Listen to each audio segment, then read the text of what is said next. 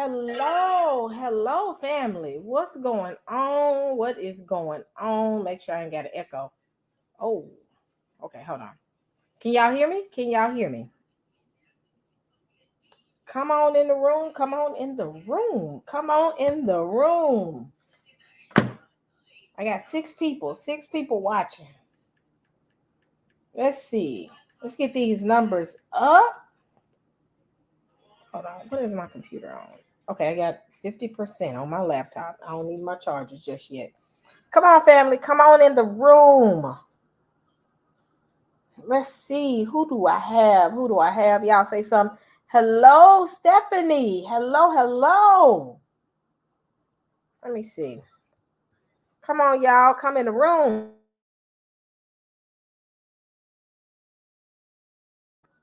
All right. I have 9 people. Come on, let's get these numbers up. Y'all share this link so people can come join in. So, y'all, we are coming in the room to have the conversation of, well, we're going to do a recap or a follow-up of the debate on Saturday, dealing with the Nephilim. Now, originally, I had planned to discuss reparation, but I decided to push this out in the next couple of days. We'll still have that reparation conversation, family, because we need to talk about how we finna make these folks give us our money. Y'all know I'm about that money. I'm not about the money in per se of the love of money, but I'm about when you owe me, you're gonna pay me, and they owe us big time. Y'all got trillions of dollars to give to other countries like the Ukraine, and you can't give us our money. No, we got to have a conversation. So y'all be ready for the conversation that we're going to have in the next couple of days. But today, or this evening rather, I am going to bring Byrd and YirmeYah on to talk through, kind of like do a recap of what happened on Saturday. With the debate dealing with the Nephilim. And there's going to be a couple of other people that are going to come in. Enosh, I have not seen you in a long time, my brother. It's great to see you. I haven't seen you in a little bit. But yeah, we're going to have a conversation and talk through, the debate. So it's going to be a couple of other people up here. So I got that link pinned. So YirmeYah and Byrd, can y'all please come on up? Come on up. The link is in the chat. I actually pinned the link. Where are my mods? I have no mods. Where are the mods? Let me text people. Hold on.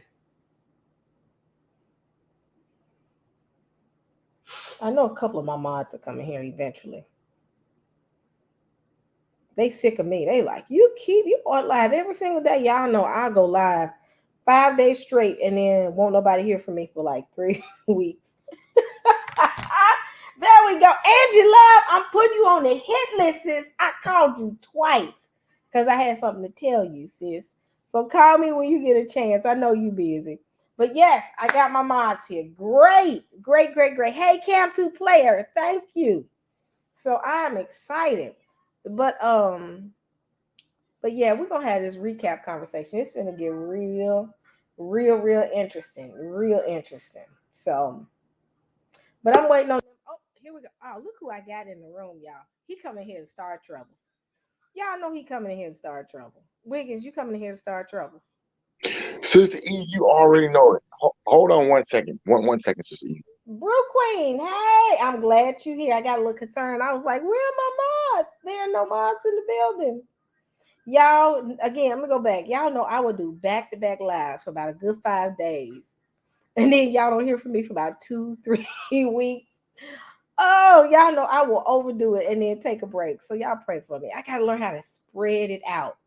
So, but we are gonna be busy for the next 2 weeks because we got quite a few shows lined up for the next couple of weeks. So y'all got to work with me for the next couple of weeks. Let me get something to clean my glasses.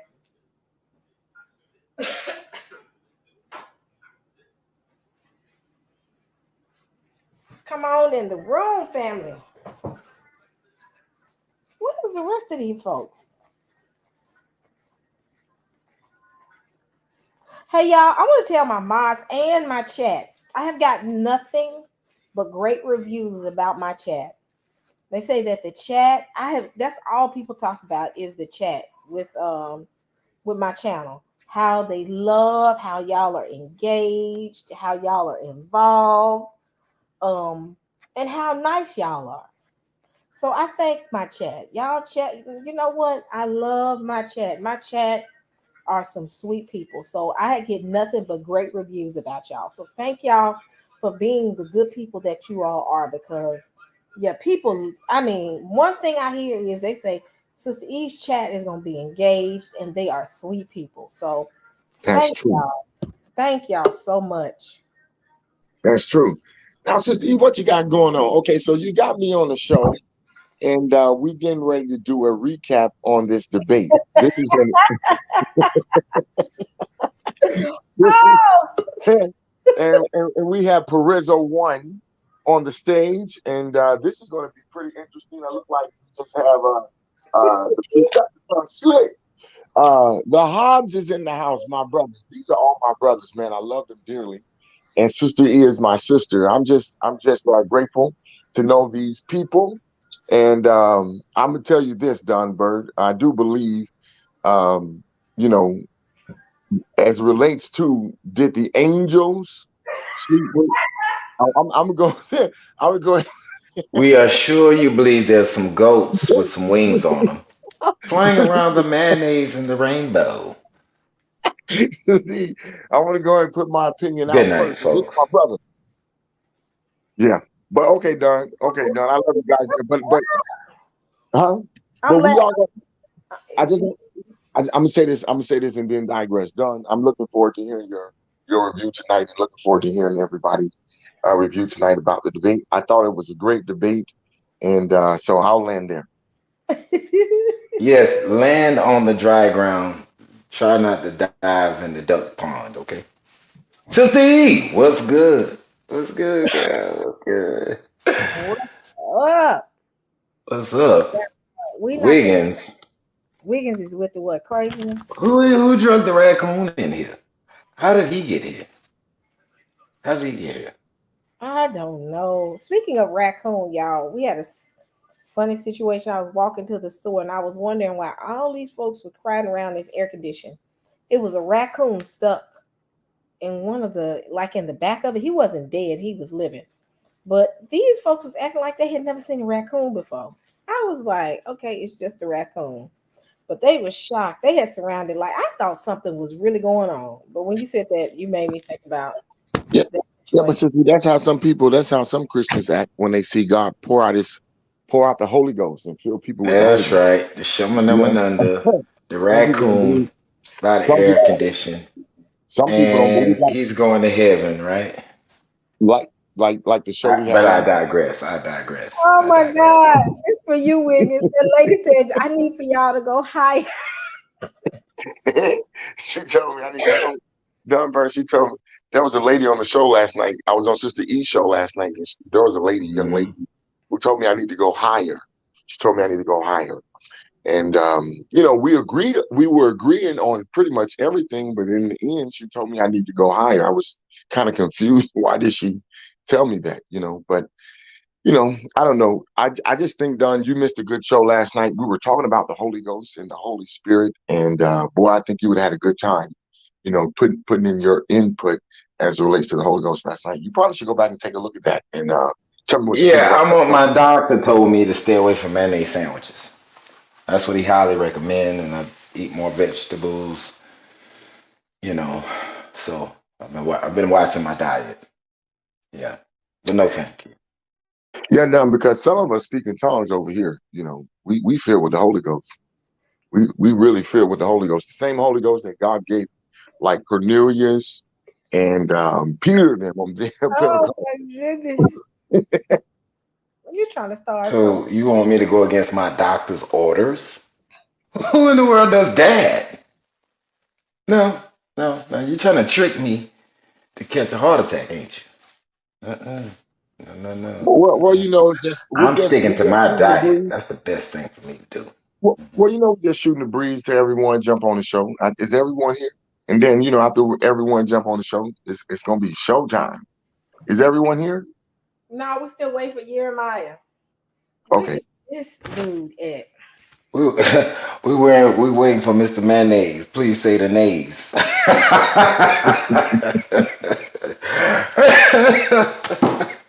When did he get on here? He finna make all y'all be quiet. Yeah, I don't care.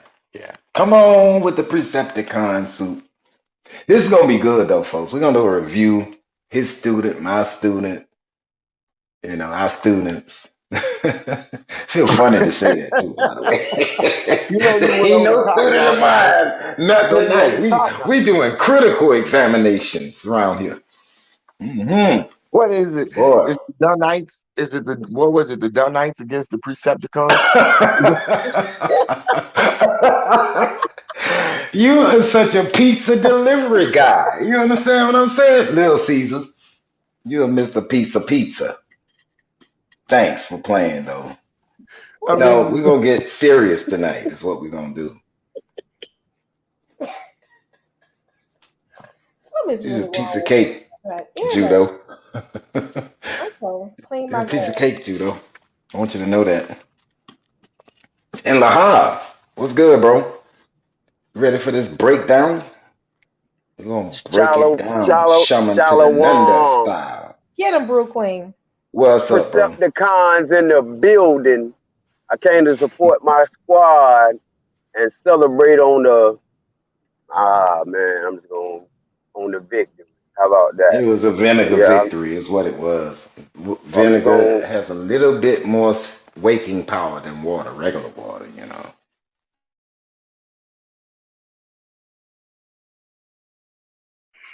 Brother Lahab's slick. He used to be slick, but he's Lahab's.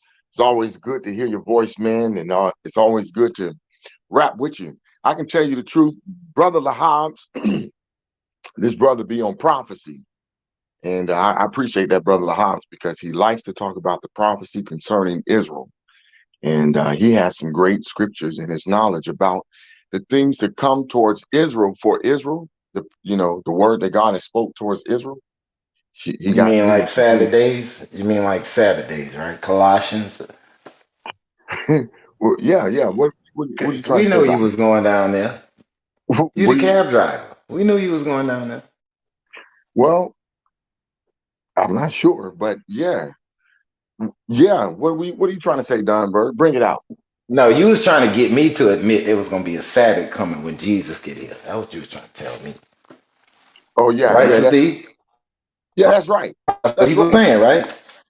According This to guy is such a genius. Such a yeah, genius. brother. According Jeez. to Colossians, yeah, you want to bring it out? You gonna do that? You gonna do that on a show like that so we No, can get no, this no. through? No. I'm scared. I'm scared. I don't want to do it. Do you want to do that? Okay I then. mean, we should talk about this, parousia of Jesus, right? And You mean the one of the best persons Perusia? I think we should get on the show to talk about that is Matt Seelock. You Let him mean the educate us Perusia? on that. Yeah, the Are you referring parousia. the Mhm. Perusia, the Perusia, like tomato? Yeah, something like that. Yeah. Okay. It's a good subject. It's a good subject. I'm sure Sister E would love to get educated on that. Where is Surreal? Y'all done ran Surreal out. I ain't I don't seen know. Surreal in a good little minute. I think he's doing all right. I think he's that's doing what all we right. that's what we do. That's what we do. We run Tonio, false can you doctrine interpret off. pick up the under, shaman driving up the under? Can you interpret Well, that well, tongue? well, Don Bird, let the truth be told. I mean, Perizzo one. Let You the can't truth be handle told. the truth. Let the truth be told. So many people don't believe that Yeshua really is coming back. Um, They looking for another Messiah. That's true. They ain't looking for Jesus to return. They looking for another Messiah, Don Bird. Perizzo well, one. now that's a heavy maul hammer to be trying to swing around there, bro. Yeah, it's That's a heavy true. maul hammer.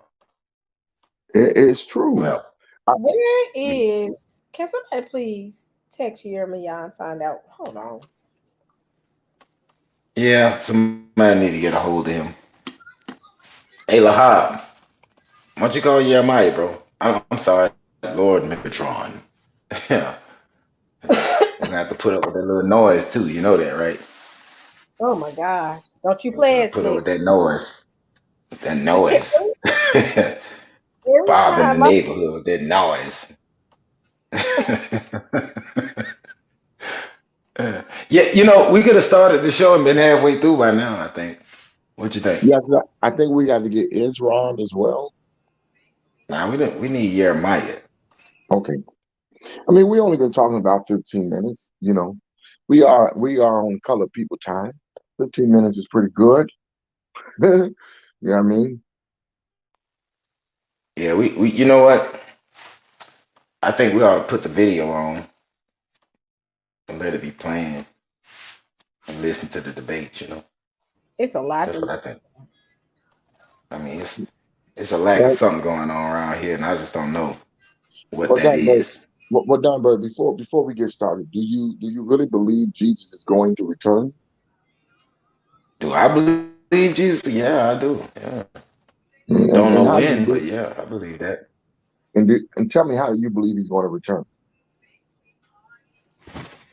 I believe he's going to return the way he left, with witnesses, with a cloud of witnesses. All right, man. And he's going to That's come what's up. back not looking like a man slain, but he's going to look like a man of war. He's It's going to come back like a general, a king. You know what I'm And saying? and when Yeshua comes back, what's going to happen to the church? Well, according to the narrative, the church is going to be taken with him, taken up in What? the air with him. Yeah, they're going to join his side Boy, you between talking heaven and good. earth. Yep, they're going to join his side. That's what I say about citizens of God's kingdom. They soldiers too. God's soldiers is all over the earth from my paradigm. And in each nation there's a soldier. And that soldier is trying to please God wherever he is. That particular soldier is going to be a person who has faith. They believe in doing right. They're going to struggle with their self-will, but they love God and they want to do everything they can and they like to serve him. Please him too. So when they see him and he calls with the voice of a trumpet, as Thessalonians state, they're going to join the Lord. But before they join him, they're going to take off these old raggedy suits Talk about and it. put on garments bathed in blood. You know, in other words, they're going to be made righteous like him throughout their lives. And when they see him, they're going to be right for the army, right for the picking, mature, ready to come into God's storehouse. Meet the ones who do the will. And those, they're going to join God for the supper. That's what they're going to do. They're going to change these mortal bodies and they're going to put on incorruption and they're going to be with the Lord. The dead first in the ground, those who are sleeping in the Lord until he return, and those who are alive and remain. Just like that. Caught up with the Lord in the air. He's going to destroy his enemies on earth. You can see it. When we touch back down, we're going to be touching back down on ashes. Yeah. It's going to be a terrible day of the Lord, but it's going to be a beautiful day for the saints. Y'all just got to see it, man. Anyway. Yep, that's my view, Judo. Of Don Bird, course, the rest is history. I definitely agree. As we're talking about the coming of the Lord Jesus Christ, I know y'all, everywhere I go, I'm talking about Jesus and his coming. And I know people sometimes probably say, I'm so sick of hearing about Wiggins talking about the coming of Jesus Christ. But I really don't care, because the truth of the matter is we are vastly approaching his return. And I just want to encourage all of us who believe in the Where miraculous is? work. Say that again. I'm sorry. I'm sorry. Yeah, my idea as I talk about, the coming of Christ, especially for those of us who believe in the work that Christ did, the miraculous work that he did on the tree called Calvary, the work that he did on the cross, to continue to trust in his word, to continue to believe in God's word concerning your salvation. I mean, there's so many different doctrines out today that comes against uh, what Jesus did on the cross. And so many are falling away. So many are falling away from what, they first heard and what they first believed about Jesus Christ.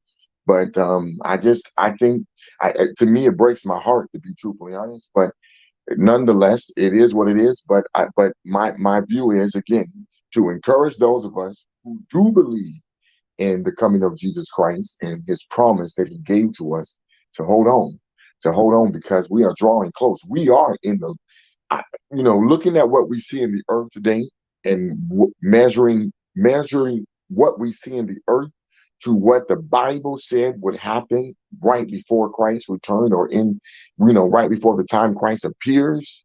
I mean, it's pretty interesting. I mean, once you understand what God is saying. And so I just want to encourage everyone who believes in Christ's return, don't let it go. Don't move away from that. And That's Don, I right. agree Keep with your you. hope. That's right. Keep your hope. Here's a question on the board. This is from Sister Shar. Shalom, sis. So what about, when do we go into the wilderness? Well, that's an interesting question. Um, Wilderness is, well, the first time we see wilderness, I'll tell you, is it's in Exodus. It was part of Egypt, a little outside province outside of Egypt. It's part of the territory, but it's in the desert. A desert is a place where virtually there's little to no water.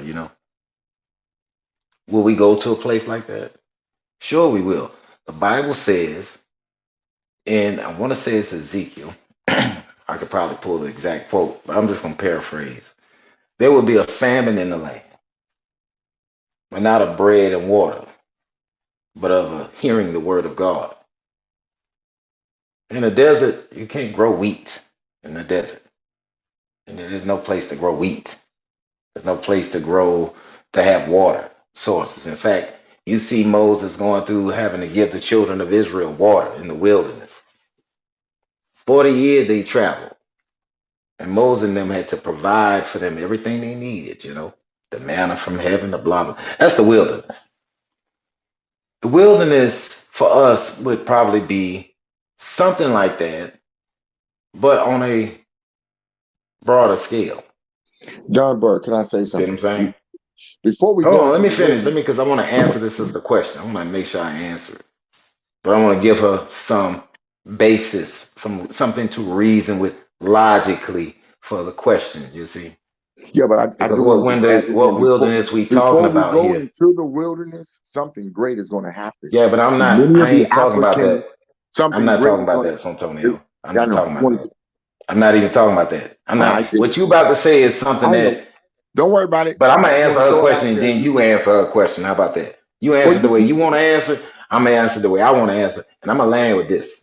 yeah, I'm saying, but before the I just want to land with wilderness, this here for so she can get a full understanding, an answer from me. That's what the scriptures say. You know how something you are to great, answer every man, right?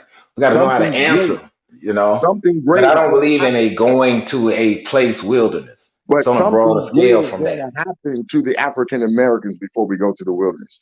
That's what I wanted to say. All right, Yeah, go but you ahead. can tell about all that later. No, go ahead. She asked Don't do about yourself. going to a Don't trouble wilderness. yourself. Don't trouble yourself. God I is ain't the one troubling about the myself with none African of this, American. Antonio, but I like Yeah, to finish. but go ahead, I brother. really would. I want you to stop filibustering. Let me finish. Okay? Thank you. Oh, this is regular, normal shenanigans, I suppose. You know what I'm talking about? Anyway, I think the wilderness is the world that we live in. See, what I was saying earlier when I was answering Brother Wiggins' question, there was no room for wilderness. I didn't have to mention it. This is the wilderness. We are in a place where there's a lack of water and a lack of manna from God, meaning truth, the bread of sincerity. There's a lack of that here. And if God don't provide it for you in this wilderness, this earth, this world we live in now, then guess what the answer to your question is? Israel left out of the wilderness and went into God's promise. So likewise, we shall leave this wilderness and go into God's everlasting promise. See, the Old Testament gives you a shadow of good things to come. Now we have the actual light of the Torah. We have the light of the Torah. That's in the face of Christ. But go ahead, Wiggins. I yield. I hope that answers your question. Hey, Wiggins, can I please jump in right here? Please, just give me a second, Wiggins. Can I please get in right here, please? Huh, Wiggins? Hello? Can y'all hear me? Yeah, we can hear you. Wiggins. Now, everybody, we all know Don don't know jack diddly squat about prophecy, right? There will be a physical wilderness. What I also wanted to say was I seen somebody saying something about Jacob's trouble in the chat. Now, some people on here might disagree with me about this, but Jacob has been in trouble since they broke the covenant. And that's why we went into these multiple captivities, right? And a lot of people like to go to Jeremiah 30 to say, to speak about Jacob's trouble, because that's where it said at. But they don't read the whole chapter, because that whole chapter is really describing a ends to Jacob's trouble and trouble for the rest of the nations. Hey, Wiggins, can you please do something for me, man? Because I'm driving. Can you read Isaiah 35 and 1 so we can get a description of the wilderness? Because it's not a desert.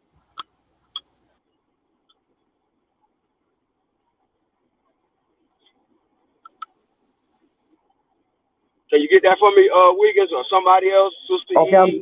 I'm sorry. I stepped away. What you want, Lahabs? I'm sorry, brother. I want Isaiah 35 and 1. Yes, sir. Isaiah. Let me go to it.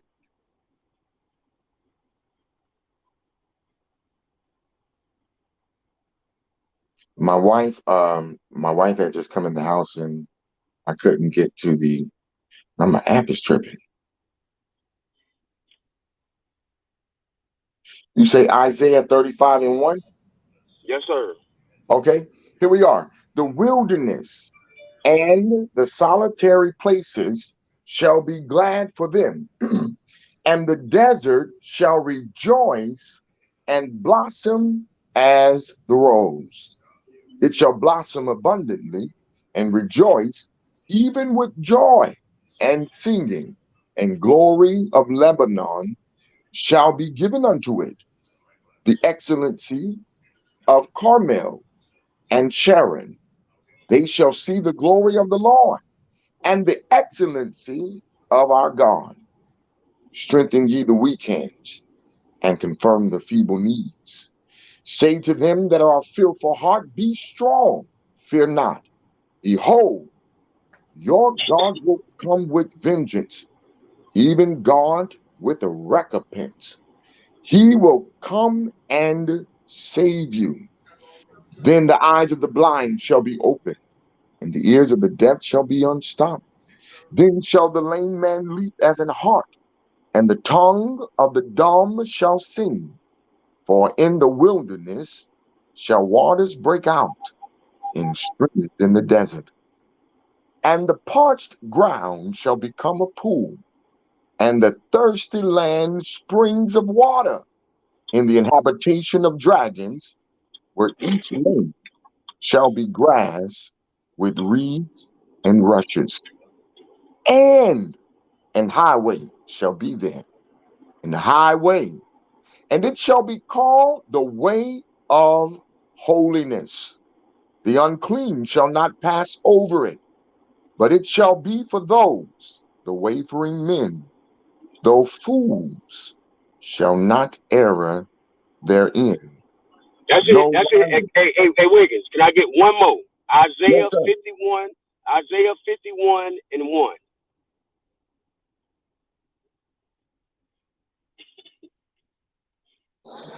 Isaiah 51 and 1. Hearken to me, ye that follow after righteousness, ye that seek the Lord.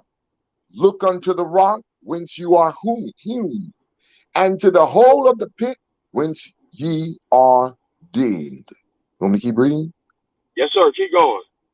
Look unto Abraham your father, and unto Sarah that bore you, For I called him alone and blessed him and increased him. For the Lord shall comfort Zion. He will comfort all her waste places, and he will make her wilderness like Eden, and her desert. Hold up. Some barren, dry place? He shall make her wilderness like what? Eden. For the Lord shall comfort Zion. He will comfort all her waste places, and he will make her wilderness like Eden. And her desert. Hold up, YirmeYah. Go ahead and finish, Wiggins. Okay. And her desert like the garden of the Lord. Joy. What? Desert. We in the wilderness now? Is this like the garden of the Lord? Or is we eating fruits and vegetables with wax all on it and pesticides all on it? This ain't no wilderness, bro. Bring it out. Wilderness. Revelation 12. I want everybody in the chat go read Revelations 12, because when wilderness time comes, the Bible says it's gonna be a time like never was before. We ain't quite there yet, but we're on the way, and it's coming quick. But God got hope for us. Psalms 91. In a solitary place, under the protection, under the wings of the Most High. That's where the wilderness is. Your shoes ain't gonna get hurt. Ain't gonna get no holes in the bottom of them. Your feet ain't gonna even hurt when you walking through that place. And I got plenty more scriptures that's gonna tell you that trees gonna pop up, water gonna pop up, and if you go on YouTube, you can see where trees that ain't been there in millennials are starting to pop up out in the desert. God is preparing a place for us. So don't let nobody tell you that we're in the wilderness now. That's not true. And I'm going to land right there. Thank you, Wiggins, for reading those scriptures for me, bro. It was my pleasure. Thank you for bringing that out, brother. I think you did a great job. I'll yield there. Amen. Yes, I agree with that wholeheartedly. While the world is going to be in complete turmoil, I think we're going to be in the wilderness protected by the Most High. All right. Let's get it crack-a-lacking. All right. We have YirmeYah and Don. Wait a minute. Where is Don? Perizzo. How y'all want to do this? Let's cue up the video. Angela Love said land the plane. We was just reading scriptures, Angela Love, about a time to come and all that. You know. Angie is good. That's my show. Wait, here we go. These heathens ain't hard on you. Make my doctrine problem. See my vision problem. Peace on never stop. And good not culture is problem. 30 in the home. They don't want law, sending us back home. They all want peace, but they can't get along. They all want bread, but they can't get along. We want to teach them, but to each his own. We the real Jews, but they want the clone. They won't believe us. Precepticons in the building, man. We ain't playing no games tonight, man. Lies, don't want to hear us truth, they despise. Precepticons, when they see us, they turn and run. It's no surprise. Huh? Want to know is what other lies. Tell all the people that you sold your soul and running from death is a regular show. Somebody blew up the Georgia Guidestone. Got an alert looking at my phone. Support the rebuild and it got a Dow tone. What about the senator working hard, spending your money while you're on your job? While she tell you keep working hard. Celebrate the Jews because they're going home, but they don't even know they got the prophecy wrong. Trust me, how is my only advice because you going home with the Antichrist. Understand this, we here in the end. Read Jeremiah chapter 4 and 10. No longer fall for deception. Me and my brothers, we change the direction. In deception, when faced with neglection. This right, we put you on resurrection. Make my doctrine prophecy. Yeah. Shout out to the Elder Lahab, man. We about these prophecies, man. It's about to go down again. We're going to do a major review from experienced debaters. Right? For those that don't know, my name is YirmeYah. Please say the Yah. Yo, Sister E, is my screen clear? A little bit. We just can't see the top. We can see from the end of your cap all the way down. So the top of your cap, you can't see, but we can see you. You light skinned, my brother. No, I'm messing with you. Right? I'm messing with you. So listen, shout out to the brothers, LV and Is, man. It's been a long time coming. My screen is blinking on my end, sister. Is it blinking on your end? No, it's good. Okay, come, all praise and glory. So shout out to the brothers, man. Like I said, man, what you see here, man, is a real debate league champion. Rose up in the ranks, right? Those that don't know my background, rose up in the ranks at the Source Debate League and the Lions Den at that time and became the champion over there, right? And then we went out and started debating other leagues. You understand? And so we're serious about this debate thing. It really is an art for those that don't know, and a skill set that you have to have in conjunction with your scholastic information, right? So what me and Pro Rizzo are going to sit back and do, you know what I'm saying, as the Source Debate League representatives, is review this from a scholastic point of view, right? We want you all's input. We definitely, I personally love the interaction from the audience, right? You guys showed up and showed out for the debate. What's those numbers on that debate, Sister E? We over 4,000?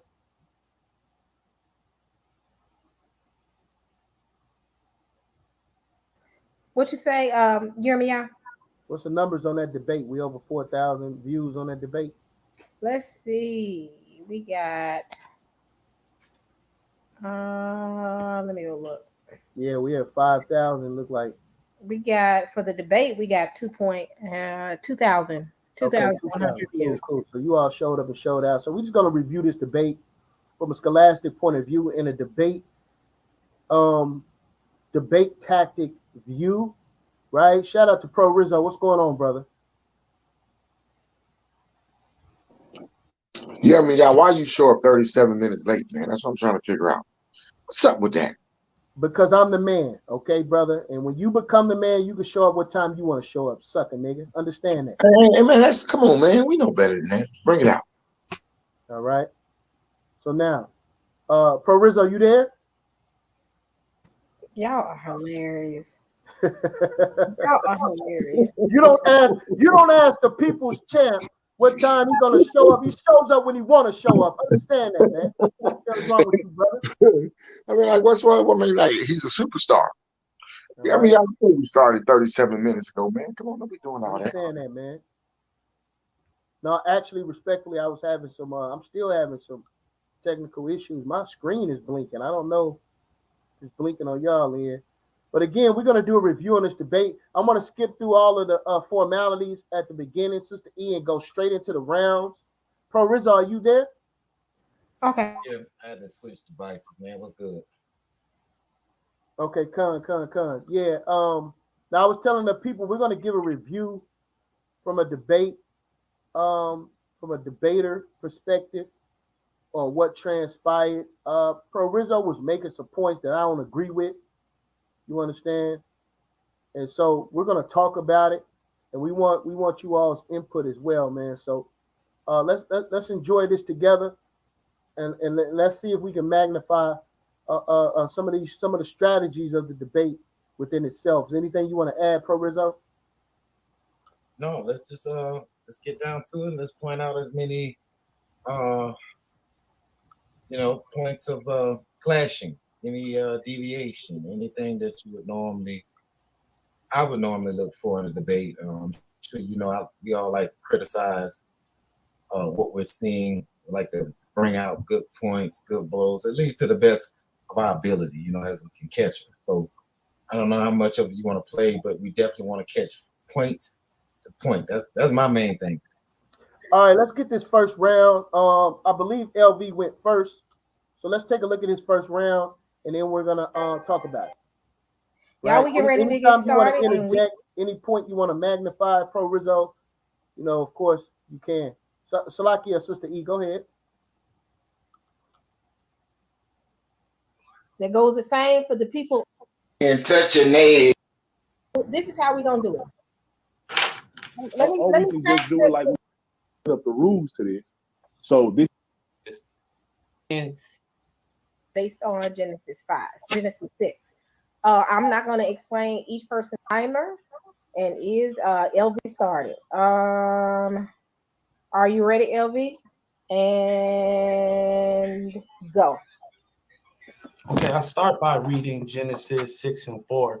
There were giants in the earth in those days, and also after that, when the sons of God came into the daughters of men, and they bare children unto them, and the same being mighty men, which of renown, which were of old, men of renown. I see a lot of ambiguity being used and red herrings being created in regards to this term, sons of God. What is that actually meaning? What is that alluding to? Right there, So in order to alleviate this concern, Sister E, can you share my screen? Yeah, stop it right there, Sister E. Go ahead. One second. So first things first, if the subject is about sons of, like, why are we going to Genesis 6:4 to talk about giants? The debate was who are the sons of God in Genesis 6, sons of God. He started with a verse that's not really dealing with sons of God, it's dealing with giants. That's the first thing. That's the first thing. What was your point about giants?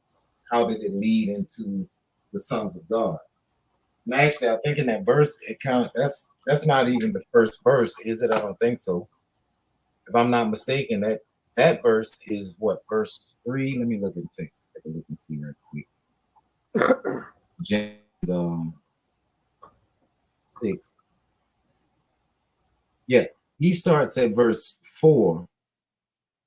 But then he deviates and goes right back to Genesis 2. That's the verse you should have started at, as opposed to verse 4.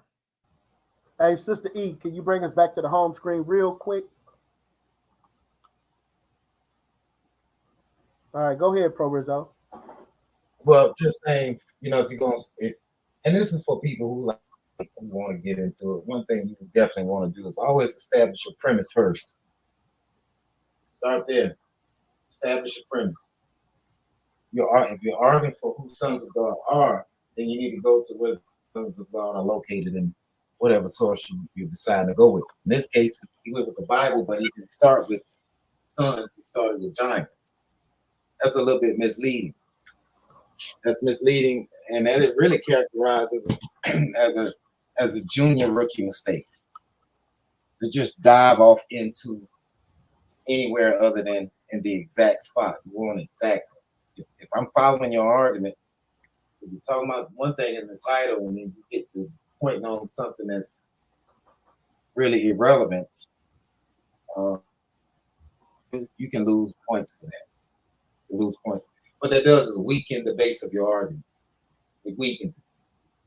Weaken meaning by diminishing your main premise. If I want to talk about cars, I'm not going to talk about racehorses. I want to talk about dinner. I'm probably not going to talk about last year's vacation in Orlando, Florida. This weakens your premise. Weakens it. You're already detracting. That's really, by definition, would be a red herring. And I know that this isn't that point wasn't really argued about giants. So why are we going there? That's already a misleading. And maybe we'll see more of that as we go on. But always get to the point of your argument. The very initial claim. Start with your actual argument, and not some sidebar point that really has nothing to do with it. Yeah, I would like to push back against that assessment.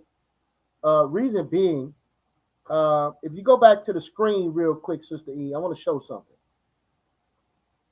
The debate was not about the sons of God only. That's not what the debate was about. You all can see the title here. It says what? Who are the sons of God Salakia, the sons of Yah, based on Genesis 6. Very important that you understand that. So now, what is the distinguishing point? If you're arguing from Pro Rizzo and LV's perspective, that's what you want to do, what he's trying to do. And we ain't going to fall for that, right? No, you're not going to lock me into just the simple word sons of Yah or sons of God. You're not going to lock me into that word and then expound on that word as if it's going to erase the point of this debate, which is specifically in Genesis 6. So what the giants, the necessity for us dealing with giants is to distinguish the difference between regular people, right, and something else. Very important that you understand that. I'm not going to let you do that, Pro Rizzo, and lock us into that word, and then you want to expound on the definition of that word as if these other aspects of Genesis 6 are not there, and they are. And those other intricate points separates and magnifies the difference between these sons of God here are actually something different than just regular people. Very important that you understand that, man. So, all right. So as a debater, this would be your way of thinking, right? Mm-hmm. Don't allow the opponent to lock you in on semantic. But if that's the case, don't take the debate, because that's exactly what you're doing when you commit to a debate like that. You're locking yourself in to a semantical argument. Semantics deals with meaning and definition. So if he doesn't define the word, then what that does is leave the whole phrase ambiguous. Then that means the title is ambiguous, but it's not. This is a question, and we have two dividing sides. I do understand the opponent not wanting to be put in a headlock on it, but you see, that's the job of the person who's arguing for the affirmative. In this case, LB was arguing for the affirmative on sons of God being descendants of Seth, or what they call Shethites. Israel's arguing for, we don't know yet, hadn't got that far, but so far, from LB's standpoint, I don't think he should have started with giants. I think he had all to do the lock in, because they locked each other in with the question.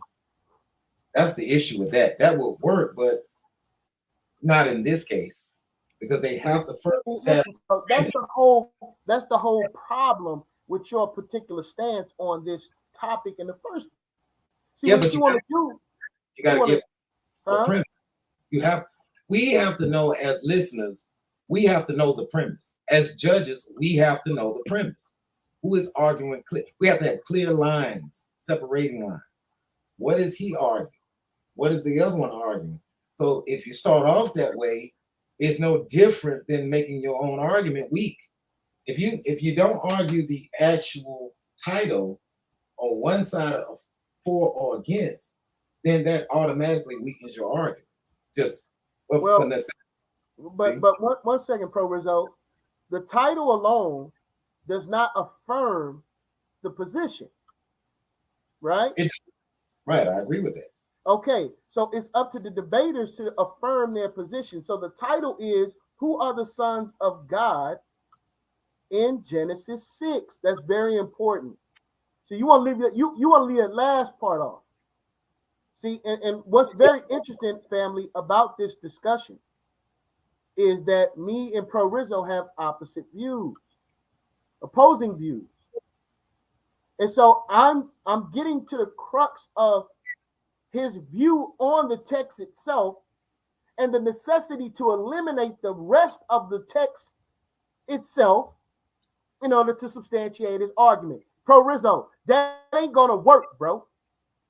Well, that ain't gonna work. We're gonna see if that works. I don't think that will work from the outset of this. I don't think it works from the outset, but I do think. Right. Salaki, excuse me, Sister E. You right. Yeah. It ain't gonna work. All right. So we can move on. I want to make it clear for those that are listening. We're trying to establish whether or not Genesis 6 are the sons of Isaac, or they are angels. So one side, so you understand the premise of the argument. One side is saying that these sons of Yah are the sons of Isaac. The other side is saying these are angels. I actually stand with the idea of angels. Why? Because there was a significance in the birth of children that was different previously to all the other children that were born of who? You're going to see the difference. We can move on, Pro Rizzo, unless you have something else you want to add. No, let's move on. I'm taking notes as we go along so we can summarize in the end.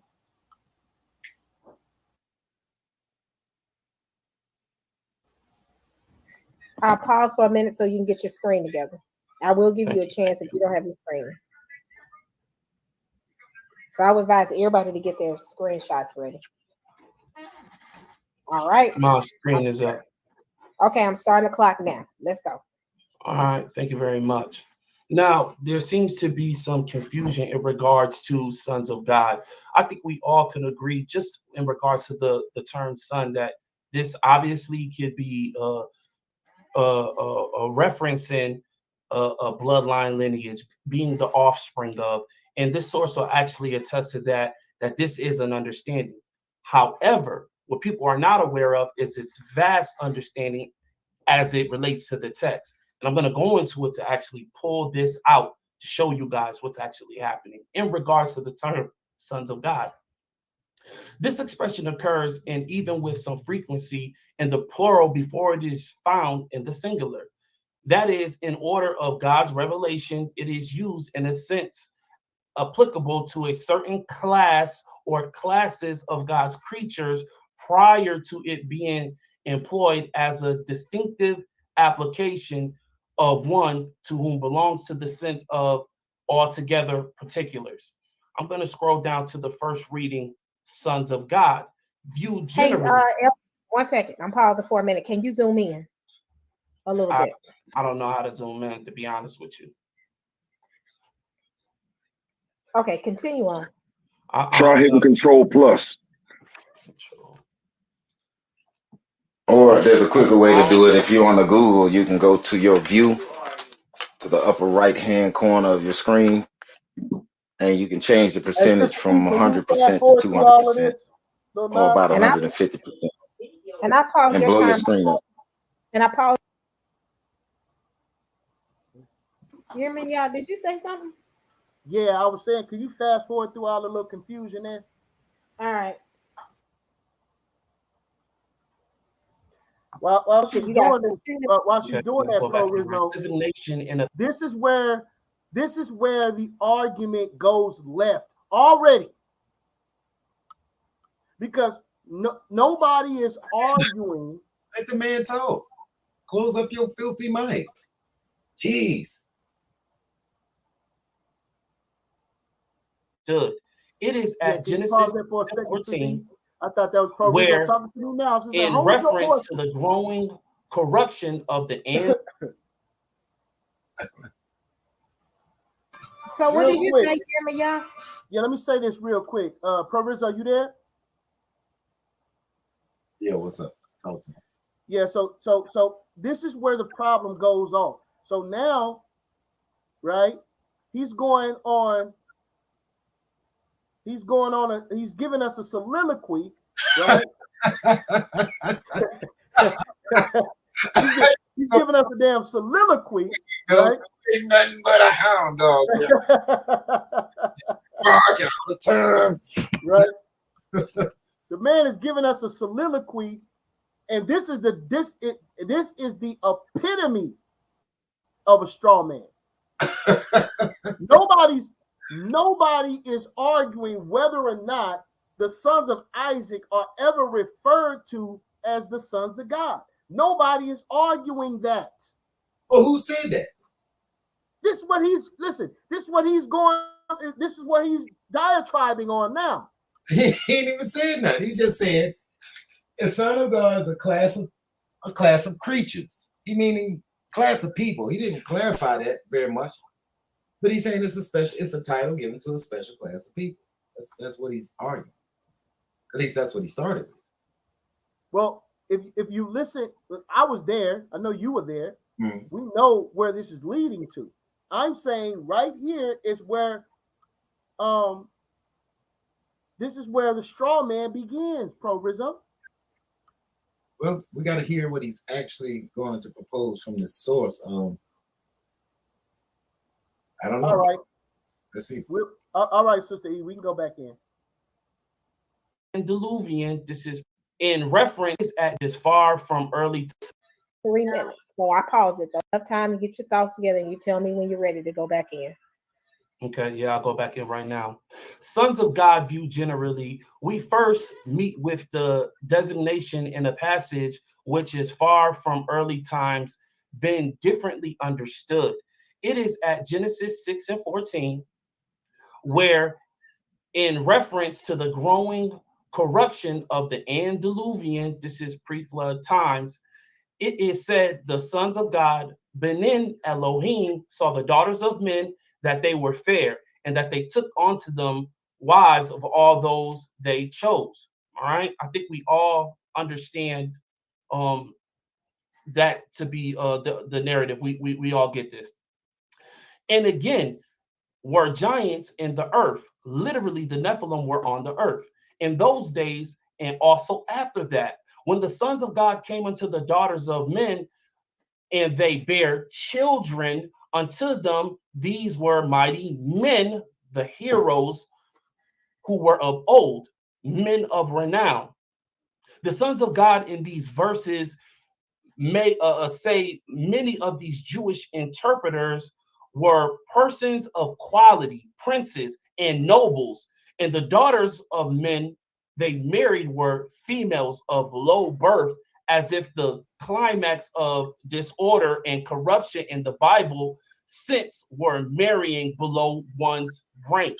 Okay, so this is not something that is out of the means of understanding in regards to a son.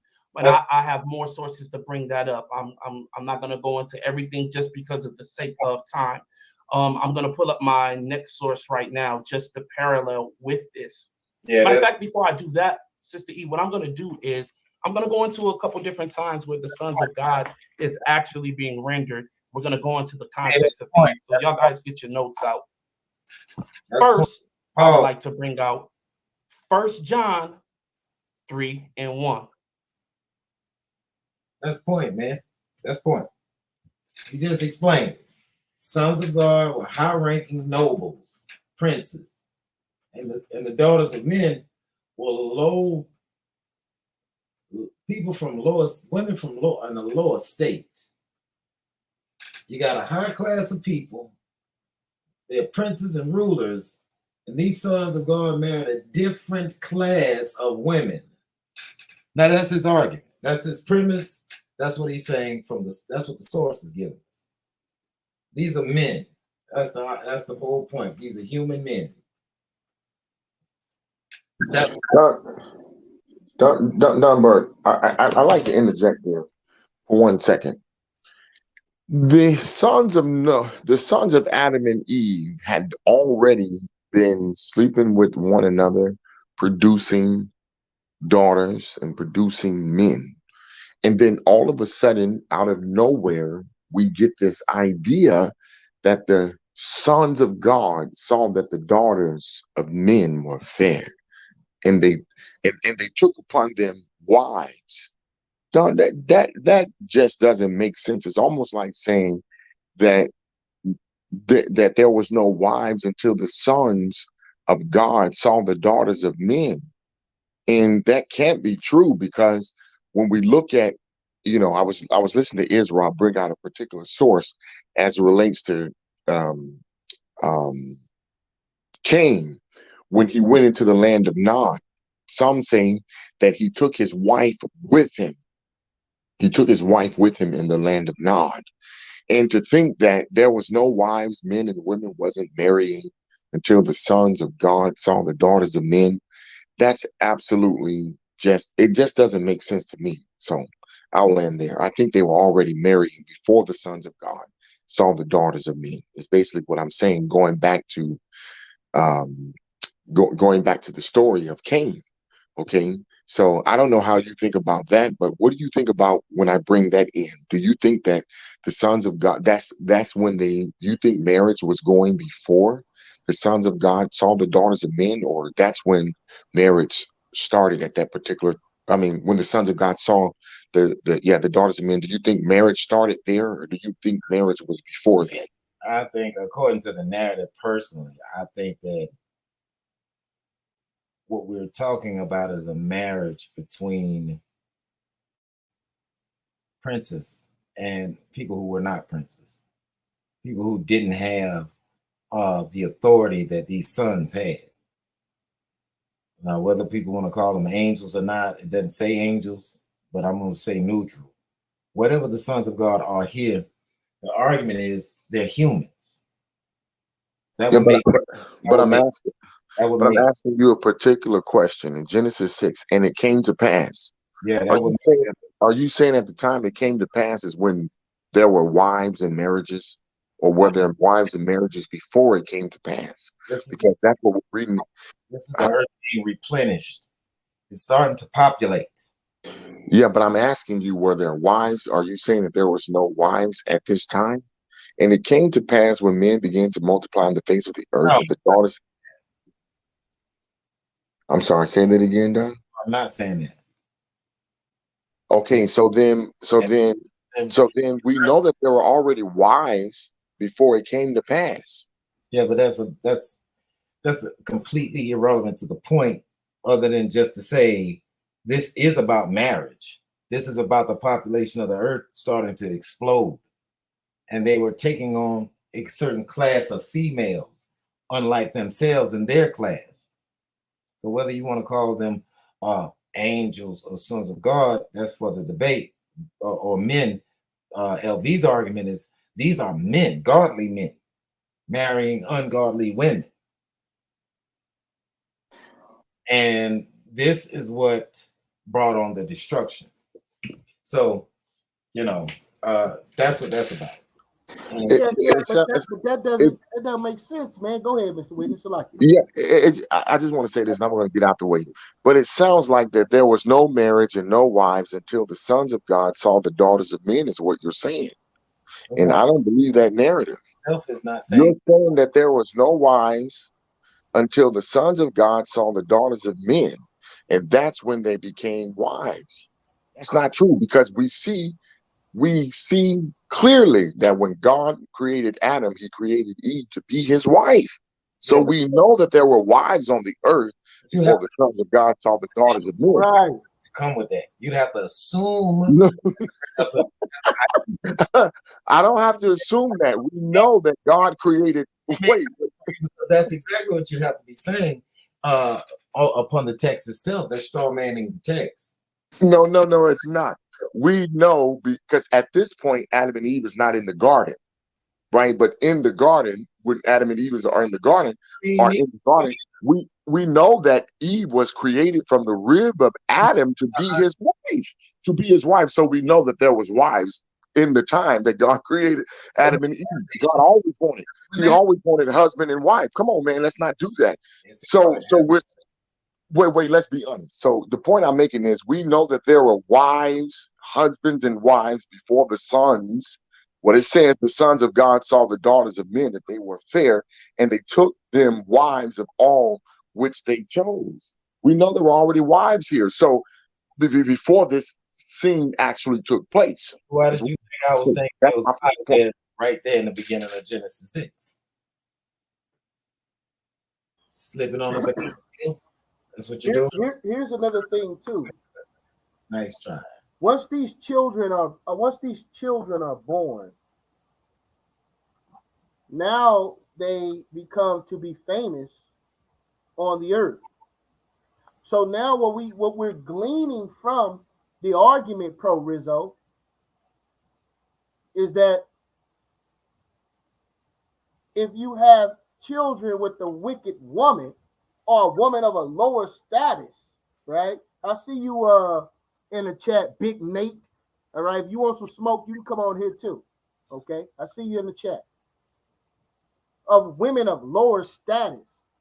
That is something in antiquity, if you are familiar with, right, the hermeneutics, utilizing hermeneutics from the time frame of going back into antiquity, if you sleep with a woman of lower status, that doesn't give a boost to the children. That actually brings a stain upon the child. So any route to any type of fame or any type of prestige would actually be inhibited upon. Would you agree with that, Pro Rizzo? I mean, I don't have an issue with that, because that's exactly what the source that's in front of us is stating. It says it. Marrying below one's rank without any, I mean, it's plain as day. It's talking about the quality of female. Jewish interpreters said that the daughters of men they married were females of low birth, as if the climax of disorder and corruption in the Bible sense were marrying below one's rank. They thought that there was something wrong with that. Okay, but that brought about a boost to the individual, and that's not how antiquity works, Pro Rizzo. Let me just say this, and I'll give it right to you. If you marry a woman of a lower status, then that the Jews were saying that's corrupt, to marry somebody that was not of a noble order or rank or bloodline or that's ridiculous, because everybody at that time, right? Everybody at that time was not. There was no social status of high-ranking people in the earth at this time, bro. If I could share my screen, I could show you the source. That's exactly what we've been reading in LV's. I'm looking at his source.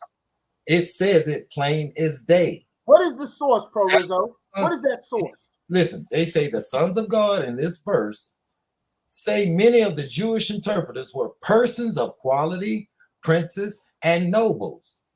And the daughters of men they married were females of low birth, as if the climax of disorder and corruption in the Bible sense were marrying below one's rank.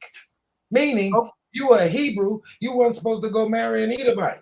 Okay, hold on. At this time, with no damn Hebrews, okay? Yeah, that didn't exist. Point, right? All right. So what I'm saying is, again, even if that's the case, how does one marrying someone of low status then boost the children from that relation into men of renown, Pro Rizzo? How does that happen? Well, what they say is such view carries improbability in its very front and is without any support in the general usage of the terms. In the apocryphal book of Enoch, then by many of the fathers in later times, not a few Catholic, Lutheran theologians, including the last class of Stier, Hoffman, and Kurtz, and Delitzsch, the sons of God is a name for angels in this case. Of course, fallen angels, who they think form only proper contrast to the daughters of men. In other passages, also angels. That is a form of the argument. But the issue is the very Hebrew text itself. Again, I'm just to name a few. Lutheran theologians, Catholic, not a few. Lutherans, Catholics, not the Jewish interpreters. Jewish interpreters said that it was men, but the Catholic and the Lutheran theologians said it was angels. They took the sons of God as a name for the angels. Notice, a name for the angels. That's ridiculous. That's the dumbest ass argument that you can ever come with. No, bro. We can show you right now. Son is son. Hold up, Pro Rizzo. We can show you right now sons of God existing before the earth was created, bro. That doesn't boast of the claim of validate or invalidate anything. Yes, it does. It proves that the angels are also called the sons of God, and that's the argument. That's not the argument. Well, let me ask you this directly. Let me ask you this directly then. 6. Let me ask you this directly. Are the angels ever called the sons of God? Yes or no? Yes, they are. Okay, so now, if that's the case, what we can do now is if we can start to now unpack this idea of giants, tyrants, men of renown, famous men. How do we unpack this? Because, I don't know how you unpack that. But hey, let me show you something. Let me show you something. But once you just said what you said and I admitted it, let me ask you something. Okay. Are you telling us that's angels in Genesis 6? Yes. Okay, well, see, that's why we're here. Because everybody don't. Let me ask you something, Pro Rizzo. Sister E, can I share my screen? Yep. Pro Rizzo, I would like you to explain the existence of these beings and how they came about, sir. Okay, what beings we talking about? These right here.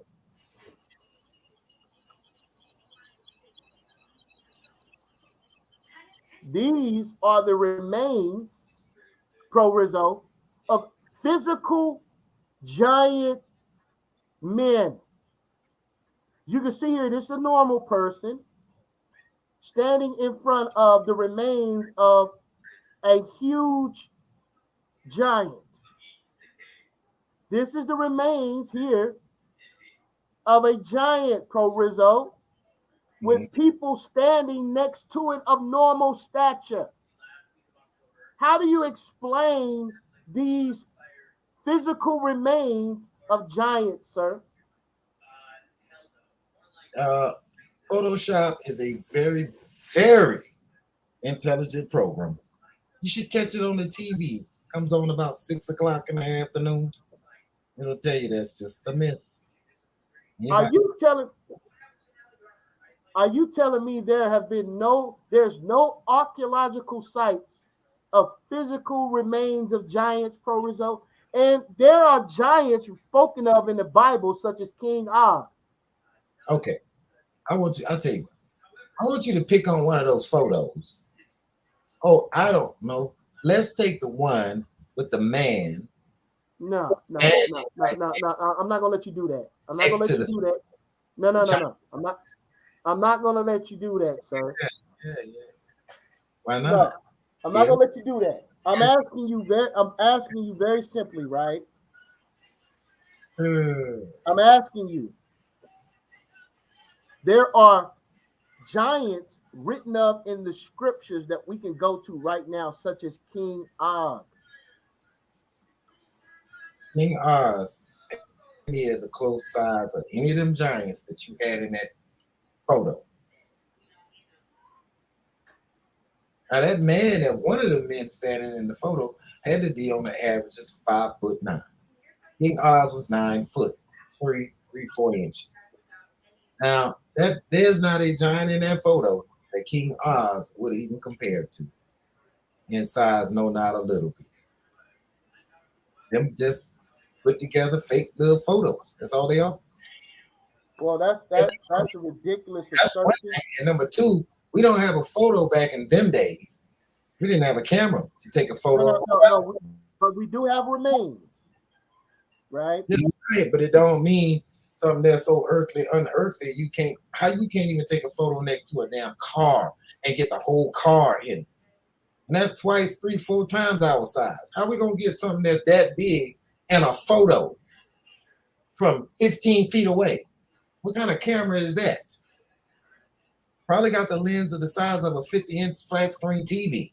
Man, that's ridiculous, bro. No, that's ridiculous. I don't buy it. No, bro. There's pictures of football stadiums, sir. I don't know what you're talking about.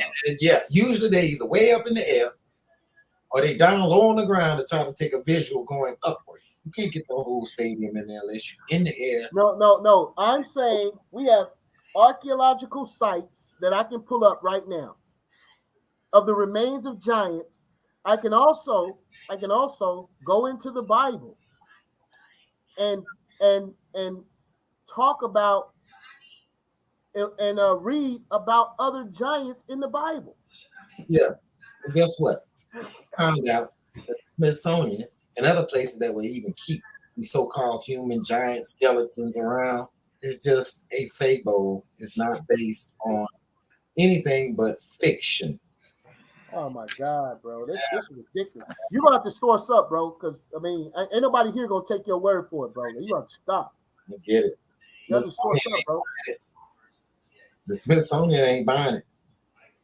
It's satire. And we ain't buying what you selling either. World News Daily Report is a news and political satire web publication which may or may not use real names, often in semi-real or mostly fictitious ways. All news articles contained within worldlynewsdailyreport.com are fiction and presumably fake news. Any resemblance to truth is purely coincidental, except for all references to politicians or celebrities, in which case they are based on real people, but still based mostly entirely fiction. You can believe everything you're reading? The National Geographic Society has not discovered ancient giant humans despite rampant reports and pictures. The host began with a doctored photo and later found a receptive online audience, thanks perhaps to the image's unintended religious connotations. A digitally altered photograph created in 2002 shows a reclining giant surrounding by a wooden platform with a shovel-wielding archaeologist thrown in for scale. That's hilarious, isn't it? By 2004, the discovery was being blogged and emailed. Nobody is arguing whether or not fake news exists, Pro Rizzo. Ain't nobody arguing that, bro. So what? You want me to share my screen? Listen to me carefully, bro. Just let me share my screen. Listen to me Hey carefully, man, bro. that's a fake article right there, man. Somebody who ain't researched, and they even wrote that article from the same doctrine that Don holds, man. Unbelieving. Go ahead, YirmeYah.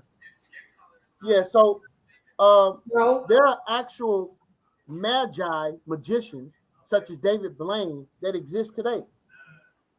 Does that mean that Moses didn't turn his staff into a snake? yeah. Go later. You have something you want to add, Sister E? Oh no, I was telling my dog. I'm sorry. I was telling my dog. No, I thought I was muted.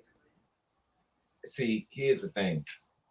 Yeah, so listen, Pro Rizzo, because you can find an argument about somebody doing something fake doesn't mean that the information is fake, bro. Okay, right? So what do you do? Hold up. We're gonna prove it though. I'm not just gonna talk. We're gonna prove it, right? What you got there is What's that on word on that what's that? I'm about looking that this up article on. he was just referring to. No, I'm just calling that article bogus, bro. I can tell. They immediately labeled the information as satire. What I was just saying was the article that he's reading, they immediately labeled it as satire, as if they was actually there and just said it was Photoshop. The person that wrote that article, they're doing exactly what Don just did. He immediately said it was Photoshop before he even read the article. And then said, see, this article right here proves it. That's just another unbelieving person, bro. That don't validate the claim against the Bible that giants actually existed, bro. That's a complete lie. That's just lying against the scriptures. Now, I'm over here looking up something right now, YirmeYah. So give me a few seconds and let me read this article over here. Something more scholarly, more substantial. All right, we can go back to the video unless Pro Rizzo got something you want to add. Yeah, I do. Here's the thing.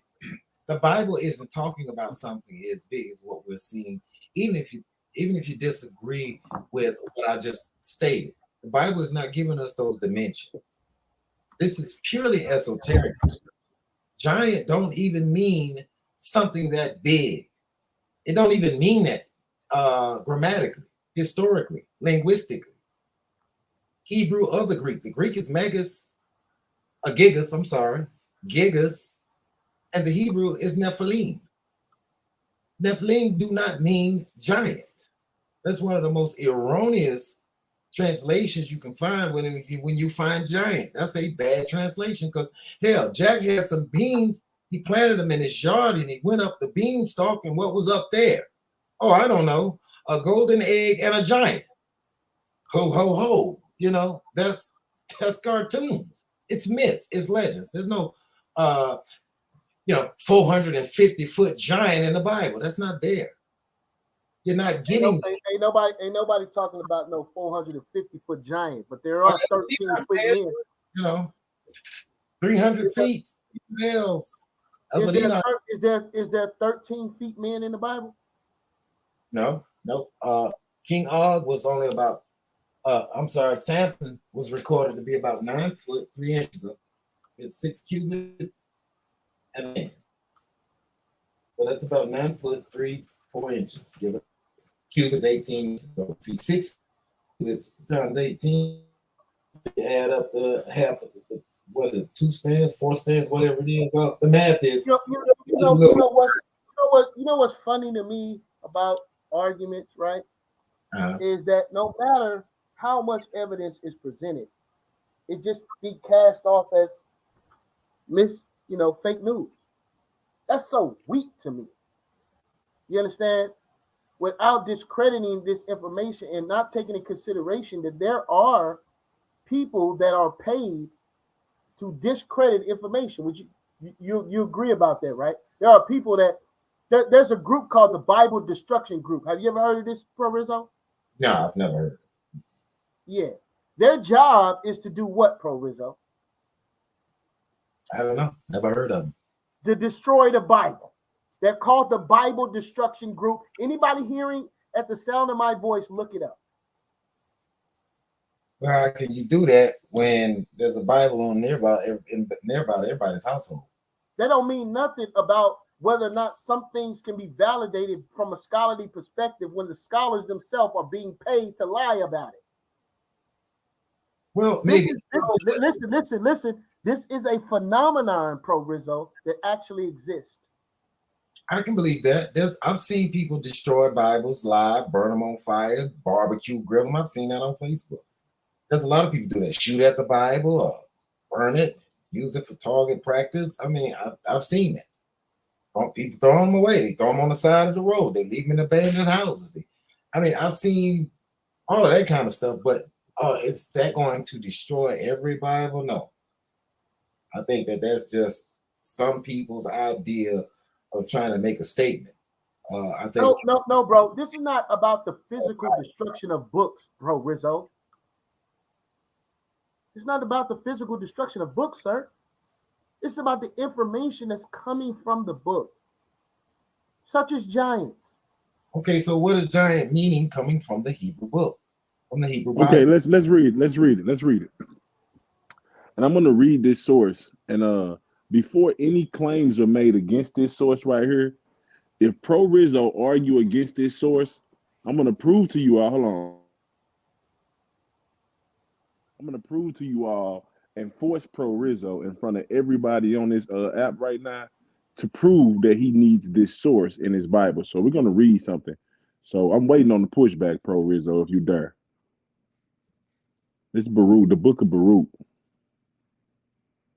Because the Bible does interpret the Bible. Okay, this is the book of Baruch, chapter 3, verse 26. A lot of people try to lean on that giants being tyrants or that's just their reputation. See, right? But the Bible, a lot of times in the verse, will explain that away so clear in the context that we don't have to depend on the definition or either try to stretch the definition to our viewpoint instead of just letting the information say what it say. Again, this is Baruch chapter 3, verse 26.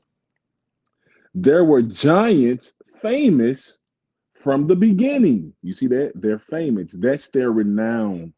Okay, that's their reputation right there. Already in the first part of the verse. The second part, comma, says that were of so great stature. Now, the Bible says Christ grew in wisdom and in stature. That means he started off small and grew up physically. Okay, these men were of great stature.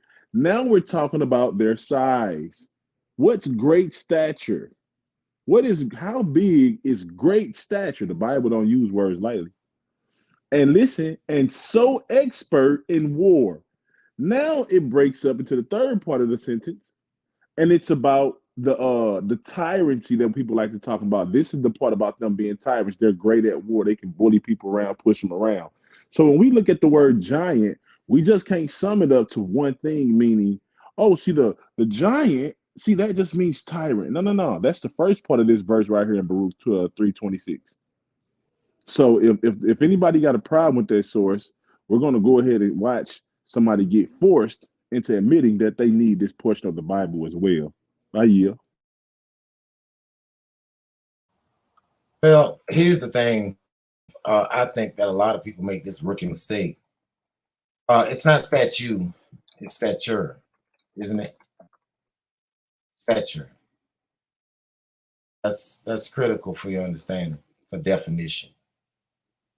Your English will tell you stature is a noun, a person's natural height. Genesis 6 does not talk about height. Then stature, important or reputation gained by ability or achievement. For example, I'm going to use somebody famous, Usain Bolt. Usain Bolt has... He's a giant. See, you just said famous. See, he's a giant. He's a tyrant. That's what it means. Yeah, he's famous. So famous also means giant and tyrant, right? You got to be able to reverse engineer the understanding both ways, right, Don? So you see YirmeYah, it's lucky to cut you off, Don. 1 second. But you see YirmeYah, how Usain Bolt is a giant, he's famous, and he's a tyrant, like Genghis Khan. The Bible. Go ahead, Don. That's the point. They're not using stature as height. When they say giant, they don't mean height. You're assuming that on the text. The text is not telling you that. It doesn't give you the cubit. Cubit is the common standard of measurement in those days. In your Bible, you find cubits everywhere. Cubit this, cubit that, cubit this, cubit that. Genesis 6 does not give you cubits. It doesn't give you that detail. That detail is not there. So you can't argue from a place of stature, meaning height, in Genesis 6. Now, you can do that if you just want to do it arbitrarily, but you're not on the text at that point. The text says they were Nephilim, which comes from the Hebrew verb nephal. Nephal is talking about the idea of browbeating. Browbeating. If you look in the lexical data, it'll tell you that. Browbeating, or to look down upon someone, or to be cruel to one. Okay, so how do they, Don, when you say look down on someone, is it only looking down your nose at them in the sense of I think I'm better than you, or does looking down on someone also literally mean I'm so tall I'm looking down on you? Does it have a duplicate meaning? Yes, browbeat. When I say browbeat, I'm talking about idiomatic language. I mean, that's how you're using it, but how come it can't be used in the literal as well? That's the way they're looking at it. They don't mean look down at your nose at someone is also an idiom, by the way. I know it is. It means to. Hey, Don, let me ask you a question. If Shaq was standing next to you, it means to be stern or abusive with words, according to English definition. It means to be a tyrant toward them, be mean and violent and malicious toward them, and using fear tactics to try to get your way. That's but can a person of high stature do that as well? Yes, they can. The police do it all the time. No. If you were standing next to Shaq, Don, would he be looking down at you even though he had respect for you? Yes or no? I mean, let's see. I'm 6'2.5", and he's what, 7'5"? I think he would be looking down at me and you. And now that he's looking down on you, does that mean he disrespects you or has a despise for you in his heart because he's looking down on you, Don? Not necessarily, no. No, it doesn't. Not at all, brother. So therefore, giant don't mean tall person. That's what you just admitted. No, I did not. The Hebrew text. You just got hurt. You just hurt yourself. If you go to the Hebrew text, it'll tell you, well, the word giant at verse 4, it'll tell you, I'm going to this now.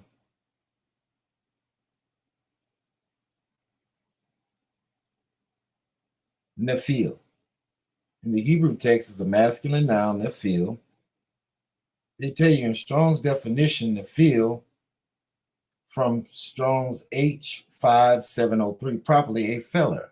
F-E-L-L-E-R, feller, i.e., in other words, or that is to say, bully or tyrant. They translate the word to giant, but you can't do that. That's a bad translation. Should not be giant. Because if giant just meant, okay, like somebody like Shaquille O'Neal, there's people taller than Shaquille O'Neal in this world. According to the Guinness Books of World Records, you got 8-foot people, 8'11". You see, so that's not bully. The Bible ain't talking about there was tall people in those days. Well, there were short people too. What's so special about the tall people? Nothing. They had a reputation for what? For being a bully. All the ancient versions in the Chaldee, giant in the sky, or that is to say the constellation or Orion, or the greater constellations. The etymology of the word is certain, but some have compared this word to render great or large body, but this is incorrect. Now, this is Hebrew Chaldee, Genesis Hebrew Chaldee lexicon. This is incorrect, for it means excellent, noble, skillful, and I prefer with the Hebrew interpretation, falling on or attacking. So my bad, Don. Can you let me know where you at so I can follow you? My bad, brother. Tyrants. That's what it does. So you can't get rid of the Hebrew understanding of it, because you can't get rid of the Hebrew word. You don't have an argument. That's what it's saying. Grammatically, you don't have an argument. So much for that. Yes, you do. Okay. These characteristics that are being mentioned, that are you making reference to, has not refuted the idea of men of large stature at all. Because a man of a large stature can also hold these same characteristics, right or wrong, Don? It could possibly. About to go down. Right. But see, according to the actual narrative itself, it's talking about a specific group of people. But Don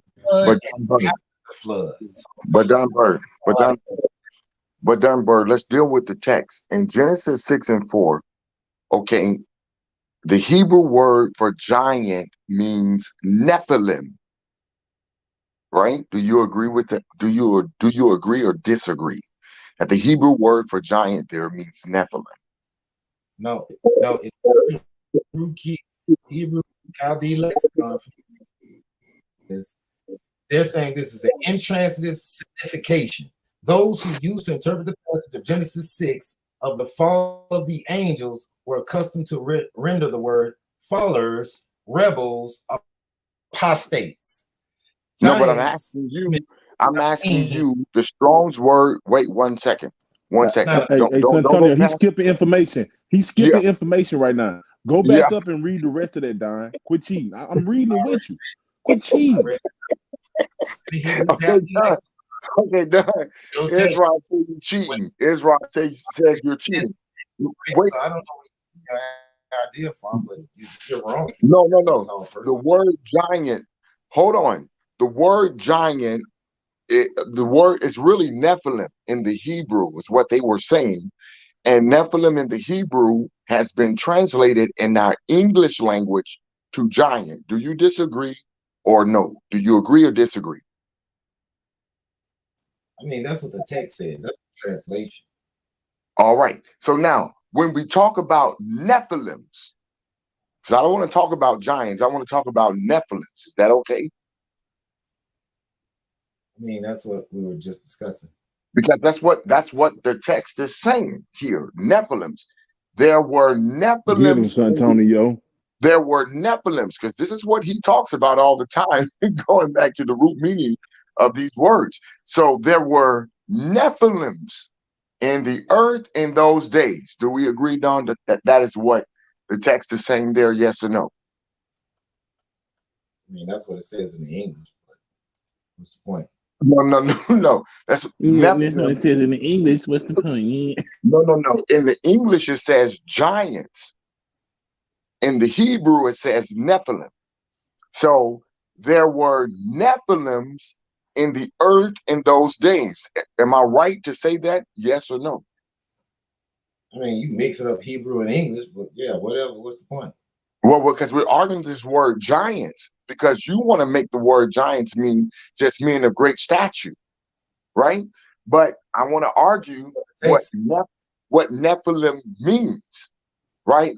That's what I want to argue. Nephilim. You want to argue giant means a great statue. Well, anyway, here it is. It says Nephilim are mysterious beings or people in the Hebrew Bible who are large and strong. They're mysterious.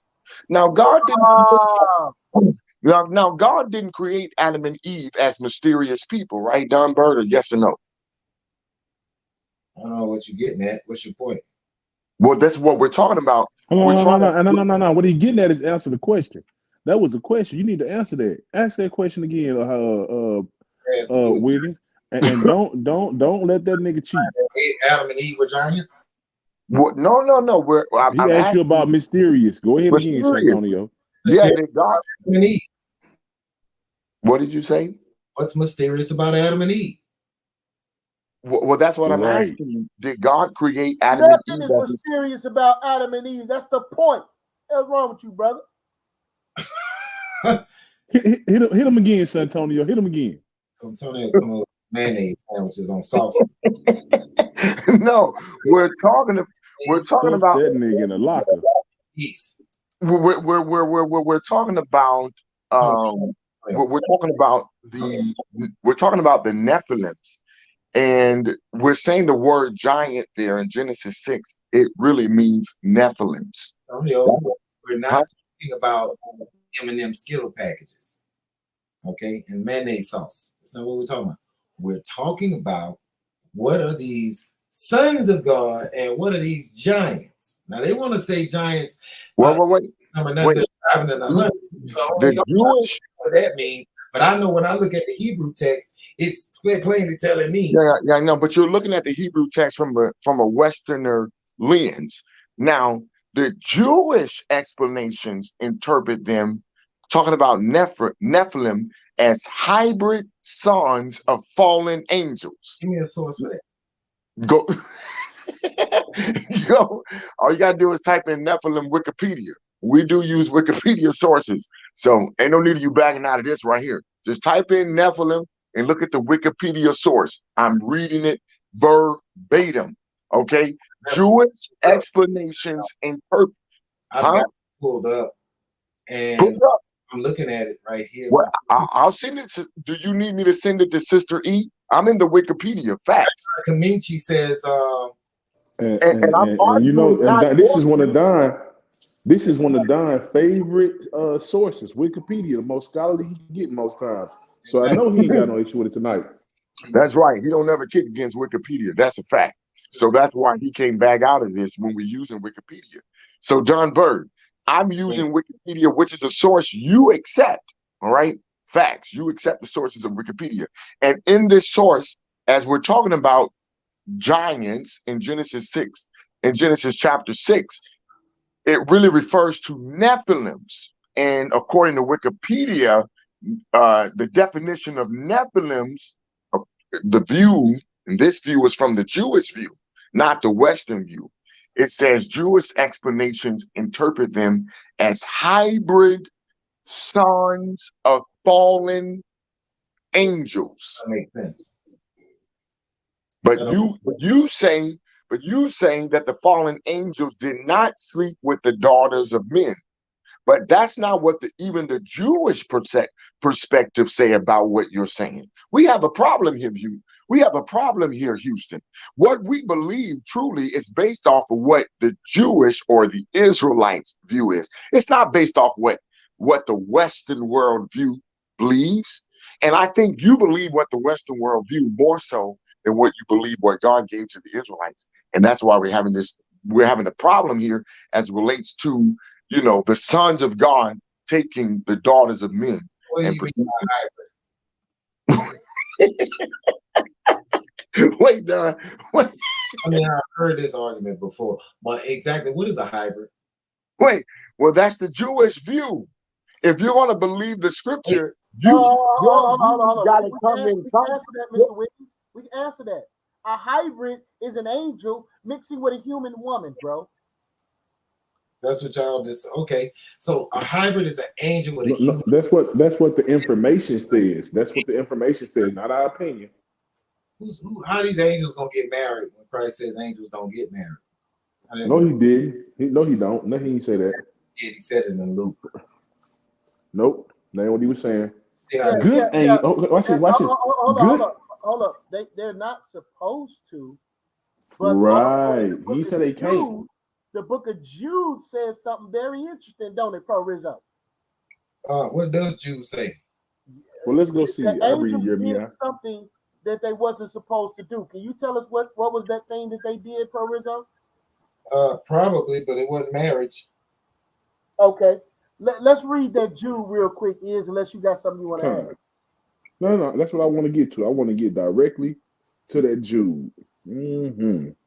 Wait. Which proves what the Wikipedia is saying as it relates to these Nephilims. I don't want to argue the word giant no more with Don Byrd. Nephilims produced giants. That's what Nephilims produced. And Adam and Eve were not Nephilims. Can you show me a chapter, book, and verse where Adam and Eve were Nephilims, Don Byrd? Or no? Adam and Eve, Nephilim. There's no record for that. That because we all come from Adam and Eve. Wait, I know it. I know there's no record. Come from Adam and Eve. Because we all come from Adam and Eve according to the scriptures. Really? But so the sons of well says Eve is the mother. The Bible says Eve is the mother of us all. It says that. We know Eve didn't produce no trees and no bees and no birds and all that kind of stuff that people want to talk about as it relates to Eve. No. Eve is the mother of us all. That refers to people. Is Eve the mother of people? 6 question. What now? Is Eve the mother of all the people who are living in Genesis 6? Well, that's what the scripture alludes to, that Eve is the mother of us all. And I'm not referring to all that's living, right? Okay. So now, when we're dealing with what comes from Eve, show me God created. Say that again. Did you just tell us that Adam and Eve gave birth to all of these people in Genesis 6? And you're saying the Bible confirms? I'm asking you, Don Byrd, to show me where. I'm hear that, YirmeYah? That is, I love this argument. Adam and Eve. Perizzo 1. People in Genesis 6. Isn't that interesting? Perizzo 1. Do you agree with the Jewish? You believe? Let me ask you a question. Everything you believe about the God of Abraham, is it not based off of the 12 tribes of Israel? There's no 12 tribes of Israel here. I didn't ask you that. I asked you a question. Everything that you believe about the God of Abraham, is it not based off of what God gave to the 12 tribes of Israel? Yes or no? I don't know what that has to do with the subject, but I will. It has a lot. It has a lot. I just need you to answer this question. Moses was writing something to us, as you stated. Eve was the mother of all the living. So therefore, all the living on earth in Genesis 6 would have come from Adam and Eve. Right? Well, I'm just going to say this, and I'm going to land my plane and let Israel and YirmeYah get back in there. Everything we do believe about the God of Abraham, it is based off the 12 tribes of Israel. And as it relates to this, the Nephilim, which the Israelites believe, they believe that they were hybrids, sons of fallen angels. And I know that that's hard for you to believe because you don't believe that that happened. But if you're going to believe in the God of Abraham, you should believe the testimony of the Israelites and not the Westerners. I'll end there. Yeah, let's read this Jude, man. All right, this is the book of Jude, chapter 1, verse 6. And the angels, which kept not their first estate, but left their own habitation, had he reserved in everlasting chains under darkness until the judgment of the great day. Verse 7. Even means equal to, right? So right, Don? even is just continuing the thought. But go ahead. Right, even. It breaks even, right, Don? If I had $100 and gave you 50 and you got 50, is that even? It means even, meaning equivalence.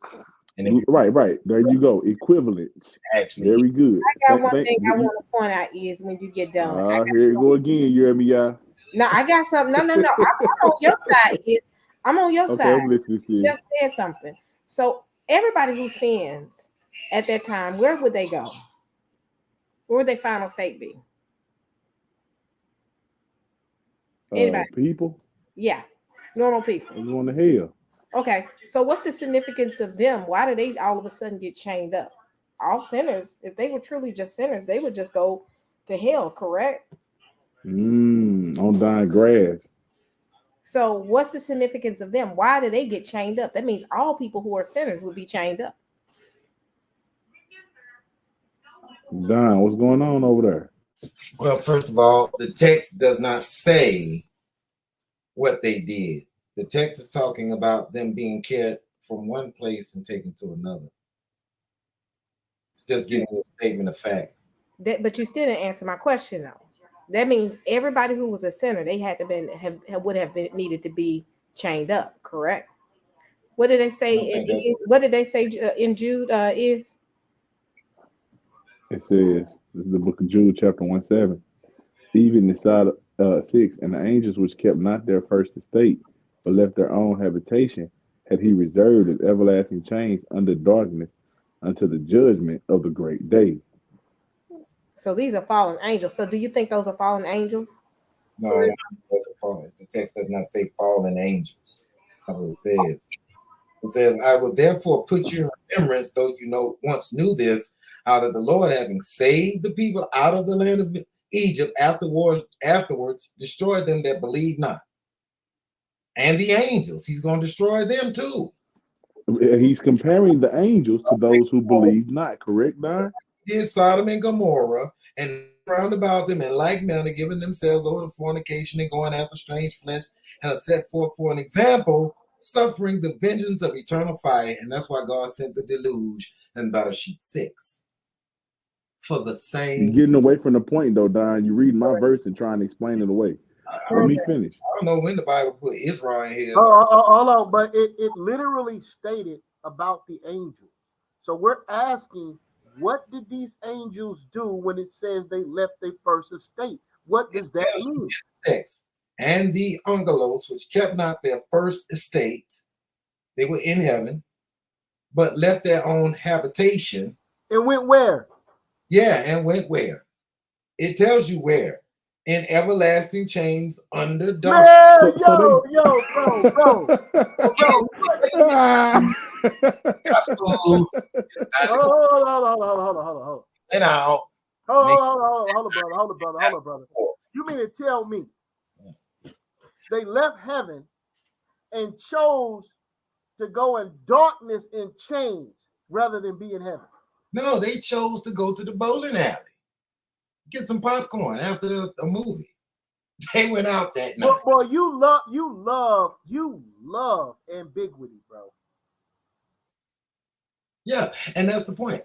See, I can do this all day. It don't make no difference to me. No, they left their habitations and it was reserved. They reserved a room at the Ritz-Carlton Hotel. All right, I guess it was at the prices right there. No, bro. It's only one or two places that they could be, either in heaven or on earth, bro. Ain't nowhere else to be, bro. It don't say earth. It says they have habitations. They could have went to some more. It literally says that they left heaven. I'm asking you, where did they go, sir? It tells you they went to everlasting chains under darkness. No, that is the punishment for them leaving heaven. So now, where did they go when they left heaven, sir? I don't think it was punished in heaven, but the text seems to allude to. No. I didn't say nothing about being punished in heaven. Stop playing games. No. Listen to me carefully, bro. Stop it, bro. They went to Tartaru. No. Stop. The punishment for leaving heaven is to be locked in chains of darkness. That's the punishment. They left heaven and went where, Pro Rizzo? Under darkness. Hey y'all, could this be possibly why LV got beat? Right. Close up your dusty mic, Slick. I know you want him to close. I know you want him to close it up. You The hush, YirmeYah in the building. Understand that, man. That's what it says. He hath reserved them under Zophos. Stop, Pro Rizzo. Stop with the madness. Read it again. It's the world. Read it again. Stop, Pro Rizzo. That is ridiculous and absurd, man. This is my Aki. This is my Aki. It says it. And the angels which kept not their first estate, Angelos, Teha, Metereo, Hahituo, Arke, Allah, Apolepo. See, when they do what Dunn is doing, they're reaching and trying to buy time. It's over with, Dunn. Can I finish reading my Greek? You don't like Greek yogurt. That don't mean some of us don't need it. Now, he hath reserved an everlasting, it says, under Hupo, Zophos, darkness. They're under darkness. Because Zophos, blackness, they use it of the netherworld, but what it's saying is they're in a shroud of darkness. That's what they're saying. All right, so, but in one place, now that's Jude's account, but Peter will say he cast them down into hell in 2 Peter 2:4, for God, if God spared not the angels that sinned, but cast them down into the evil in the translation. Hey, speaking of 2 Peter 2:4 real fast, Don. What did those angels do? What did they do? They sinned? What kind of sin did they commit? Well, they sinned, but Peter and Jude doesn't tell you that. They don't tell you. Well, yes, he does in the context of Jude. That's what we're getting at. They don't tell you what they did. It just said they left. No. That's what we was reading. Bro, that's ridiculous, bro. Let me ask you something. Hold on, Pro Rizzo. No, Pro Rizzo. Listen. The chains of darkness, is that the punishment or the location where they went to? Yes. Yes, what? Oh my God. Yes, that's what you want Pepsi? You want hey YirmeYah. Do you want Pepsi or you want Sprite? Yes. That don't make no sense. Right. It do if you thirsty. Peter says in 2 Peter 2:4. And you thirsty to get out this trap. He says he uses the same word of darkness, Zophos, to Tartaru. Strong's G 5020. To Tartaru. Verb. Not a noun, a verb. To Tartaros. Deep is abyss of hell, but I don't believe the abyss, no bottomless pit. But they will tell you it answers to the Gehenna of the Jews. But to the Greeks, it was the name of a subterranean region, doleful and dark, regarded by ancient Greeks as the abode of the wicked dead, where they suffer punishment, as you said, for their deeds. It answers to Gehenna of the Jews, and they call that the deepest abyss of Hades, which is our word hell. But the call my mama, tell her I love her. So Louis brains all over the back seat.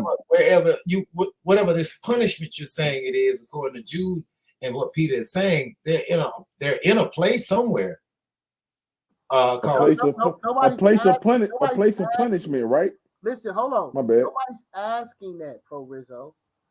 What we're asking you is this: there is a violation that took place, and then there's a punishment for that violation.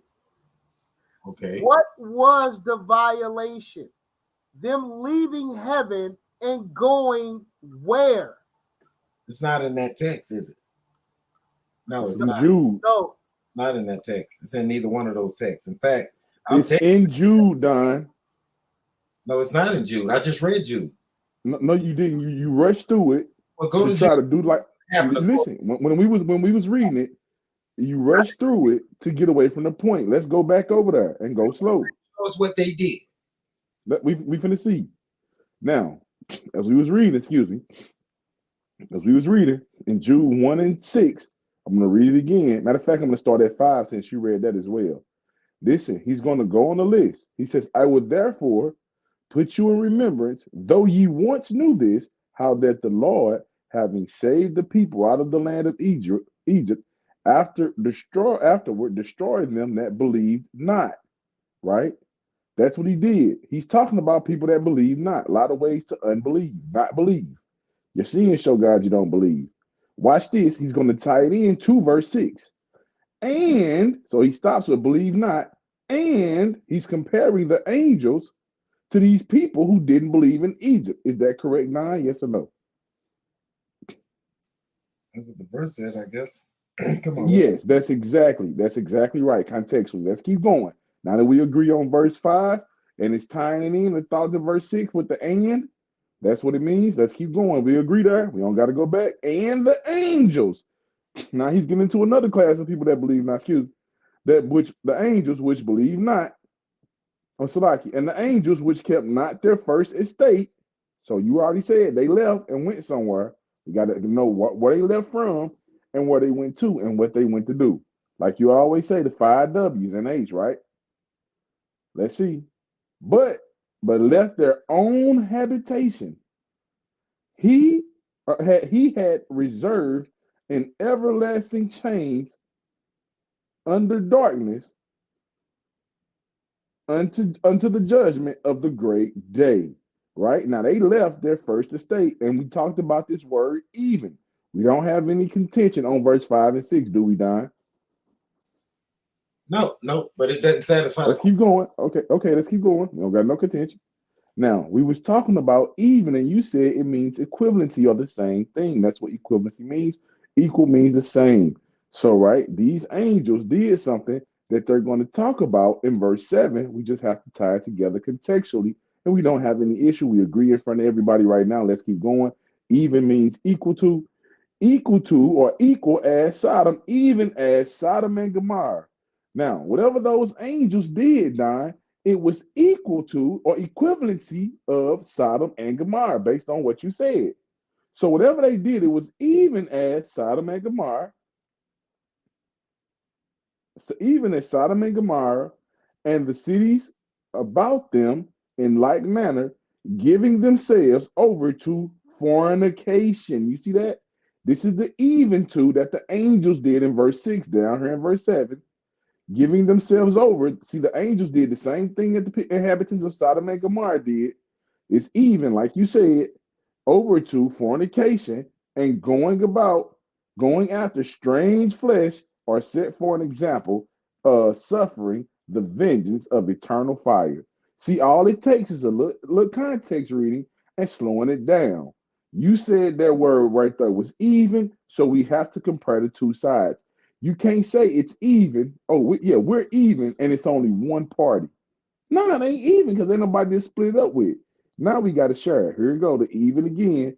Even is the angels and the inhabitants of Sodom and Gomorrah, which gave themselves over to fornication, Don, and going after strange flesh.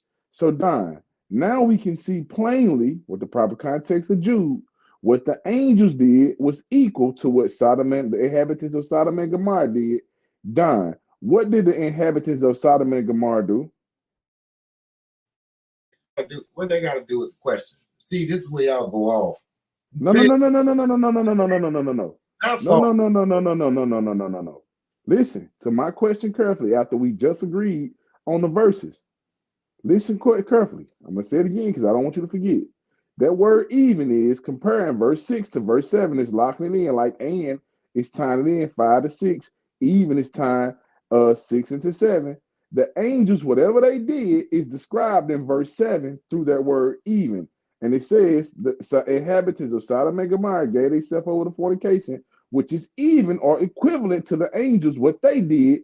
Don, what was the practice of the inhabitants of Sodom and Gomorrah? Yeah, what do they have to do with angels? It's even. And the it's angels. even. Oh, stop, Don. Come on. This is in front of everybody. Okay? Listen, you already said. Argument. Don, let me finish. Don. To prove one point, we're talking about some If No, you we're not. No, we're not. I know it hurt a whole lot. subject, the conversation is about what did the angels do? What did they sin doing? Jude and Peter does not tell you that. They just did contextually. We know. Okay, Don, can you read verse 6 and 7 and give me your breakdown and explain why that word even is right there at verse 7, please? Say about that. These verses are giving you what we call statements of fact. That's it. It's not giving you no details about what they did in Sodom and Gomorrah. It don't give you no details about these angels either. It just tells you they were here, they left, and this was what God did to them. Sodom and Gomorrah, the cities round about them, and God visited, and this is what he did to them. The whole point is about, remember this? This is the way God operates in his judgment, period. The end. It's not getting to know, well, they woke up one morning, and then they washed their face and brushed their teeth and combed their hair.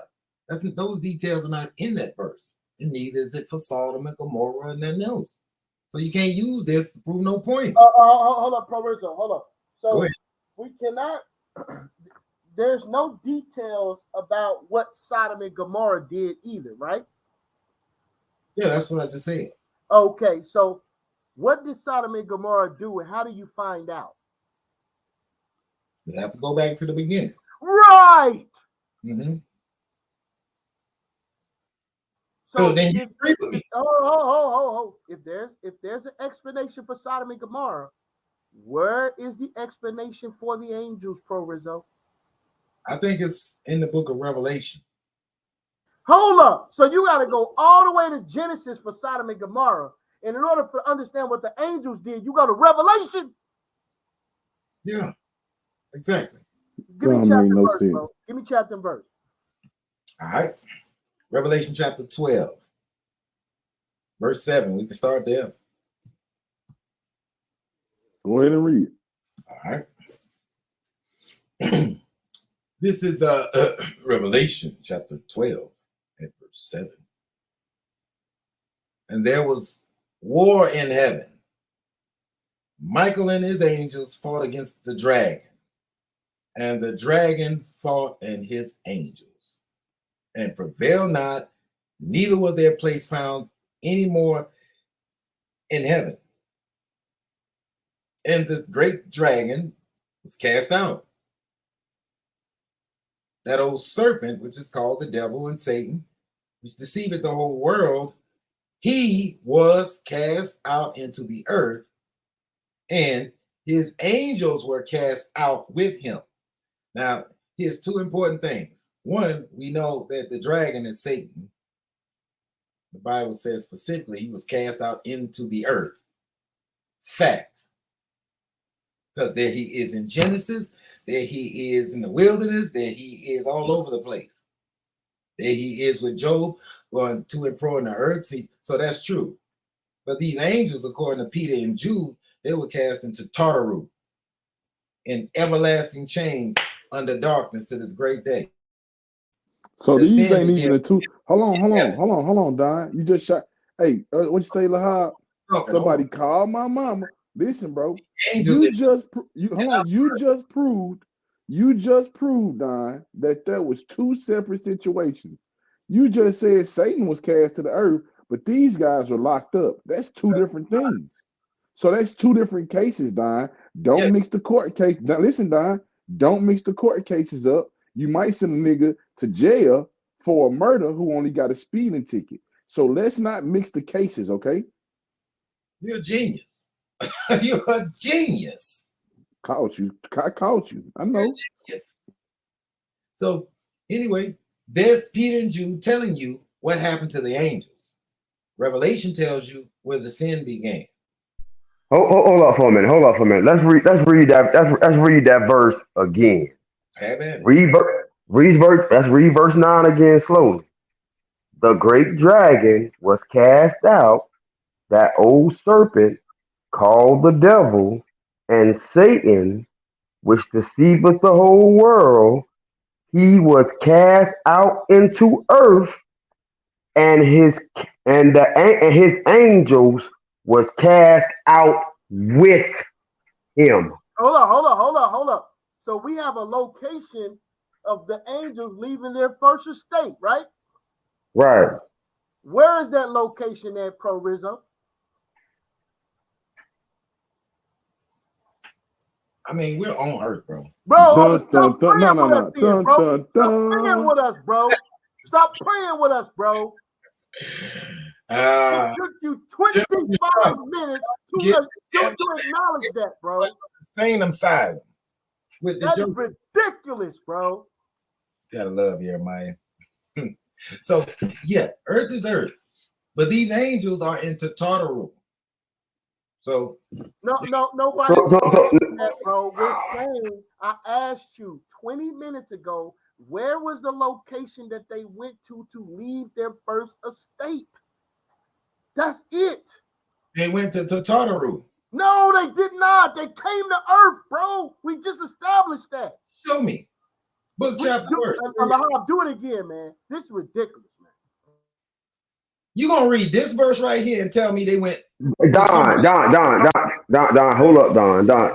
Hey, man, for real, seriously, man. All jokes aside, You telling me that what people? let me read the verse Don, the again. people in the chat, the people in the chat said, they said, Leslie Lee funny as a mug for that comment, man.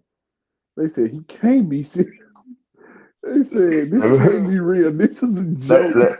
Let me read it again slow. The great dragon was cast out, that old serpent called the devil and Satan, which deceiveth the whole world. He was cast out into the earth. He was cast out into the earth, and his angels were cast out with him. So if he in the earth, is they with him, Don, or no, bruh? 1 second, Lahab. Hey, Sister E, you there?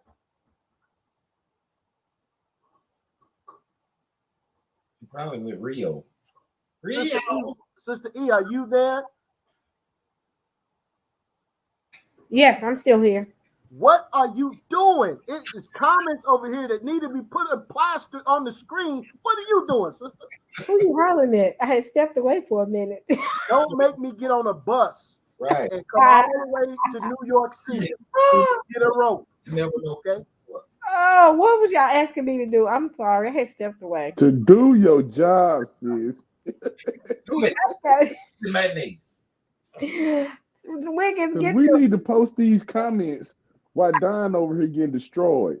Don is not even interested in winning at this point. He's just trying to get out of here. But we ain't letting this sucker nigga go on behalf of the audience.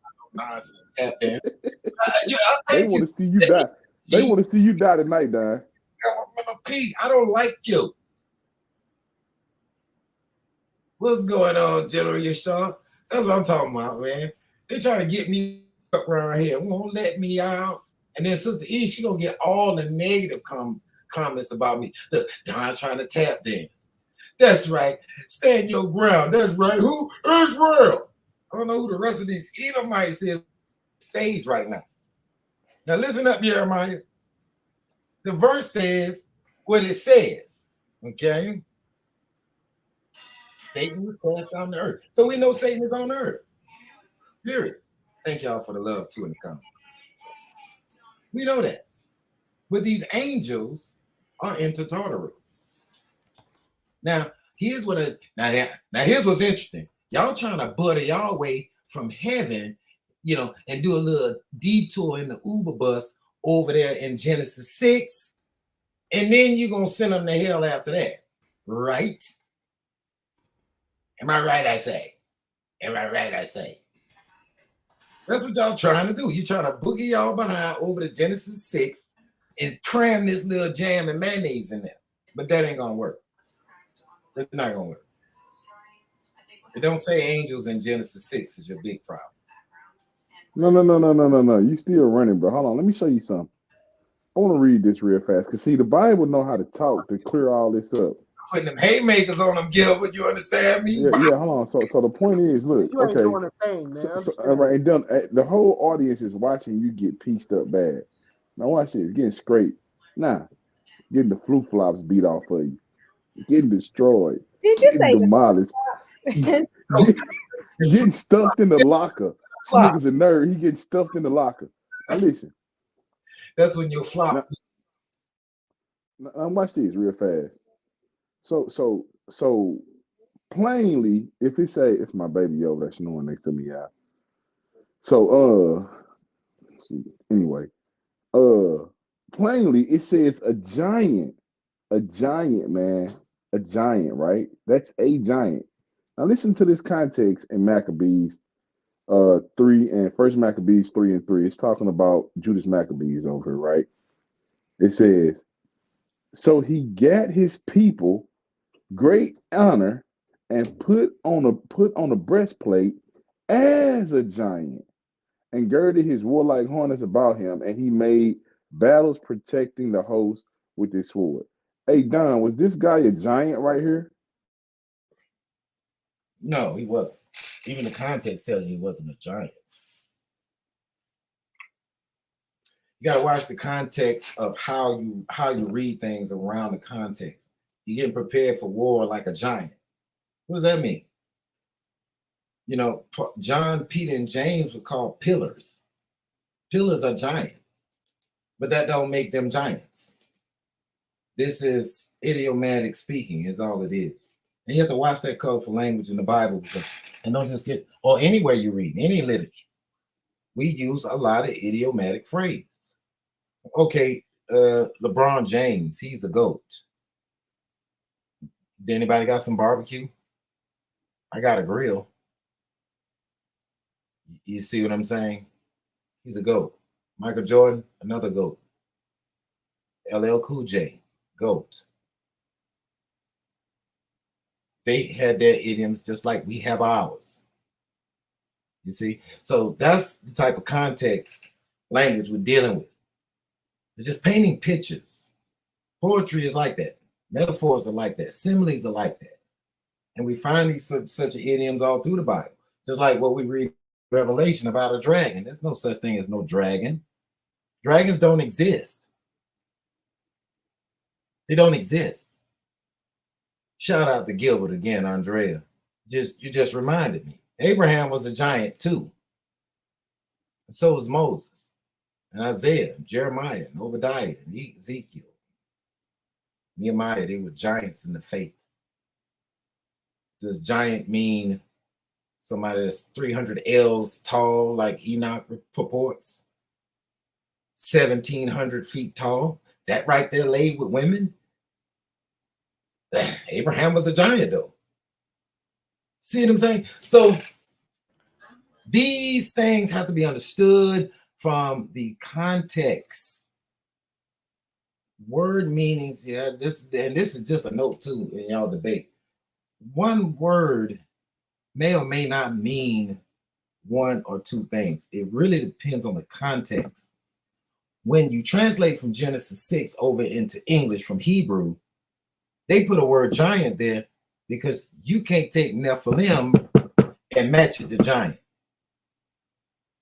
You can't do that with Hebrew. Hebrew is a very hard language to translate over to English. You can barely do that. Hardly. And this is one of these instances. And then the translators are not flawless. That's one of the worstest renderings of Genesis 6 you can find when they put giant there. It don't mean, and here's another thing. Who was there to record how tall these men were? Was that a central practice in Genesis at all? Somebody measuring something in those days? You know, it's cubit. Do a word search in your Bible for cubit. Where's measure at? Cubit. It first appears in Genesis 6. Isn't that interesting? A cubit was 18 inches. So what's going on between Genesis 6 in the Hebrew to the English, and then you have to wait from almost 2,300 years later to get to 3rd century BCE, and then boom, here comes the Book of the Watchers. Nobody else is corroborating this stuff until then. 250 BCE, nobody. is arguing this stuff anywhere in the Torah and the Tanakh? Nobody.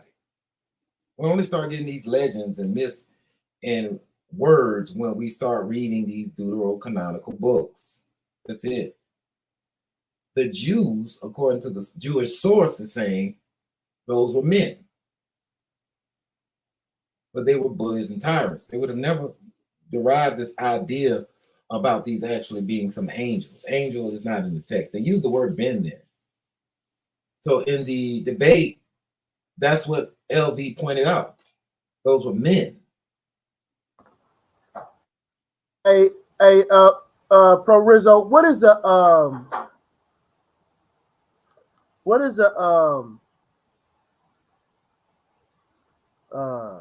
Titan? The Titan is a Greek myth. All right. Can you bring that out real quick? Because he brought it out in the debate. That was Israel's point in the debate. He brought up something about a Titan, but it was really a non sequitur. Well, we're about to see if it's a non sequitur, because you said so. Can you bring that out, Bubba Kashad?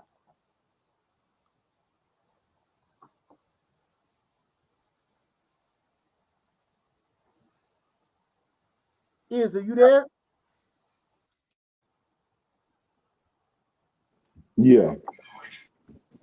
This is Jude 16:7. It say, "For the mighty one did not fall by the young men, neither the sons of the Titans smite him. Did the sons of the Titans smite him? Nor high giants set upon him. But Judith, the daughter of Merari, weakened him with the beauty of her countenance."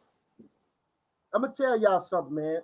One thing I noticed about dealing with brothers is that if they have not been taught about the importance of the Apocrypha, and they are against the Apocrypha, ultimately being ignorant to the Apocrypha, what happens is brothers start to fill in the blanks of the missing information that's found in the book, in the Bible.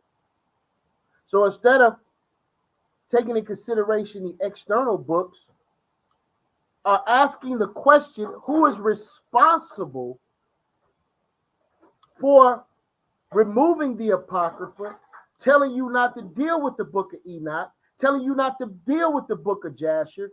Who's ever responsible for separating these things, which are all found in the Dead Sea Scrolls, by the way? Right, Pro Rizzo? Great. Rephrase.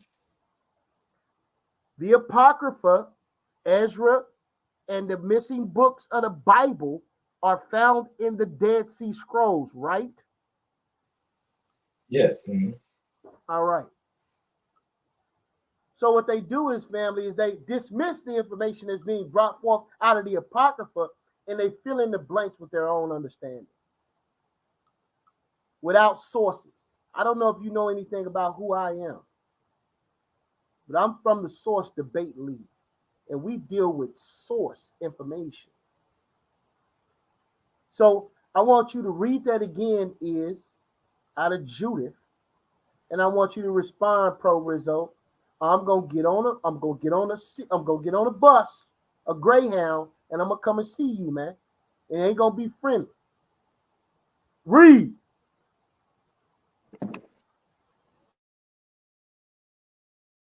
Can y'all hear me?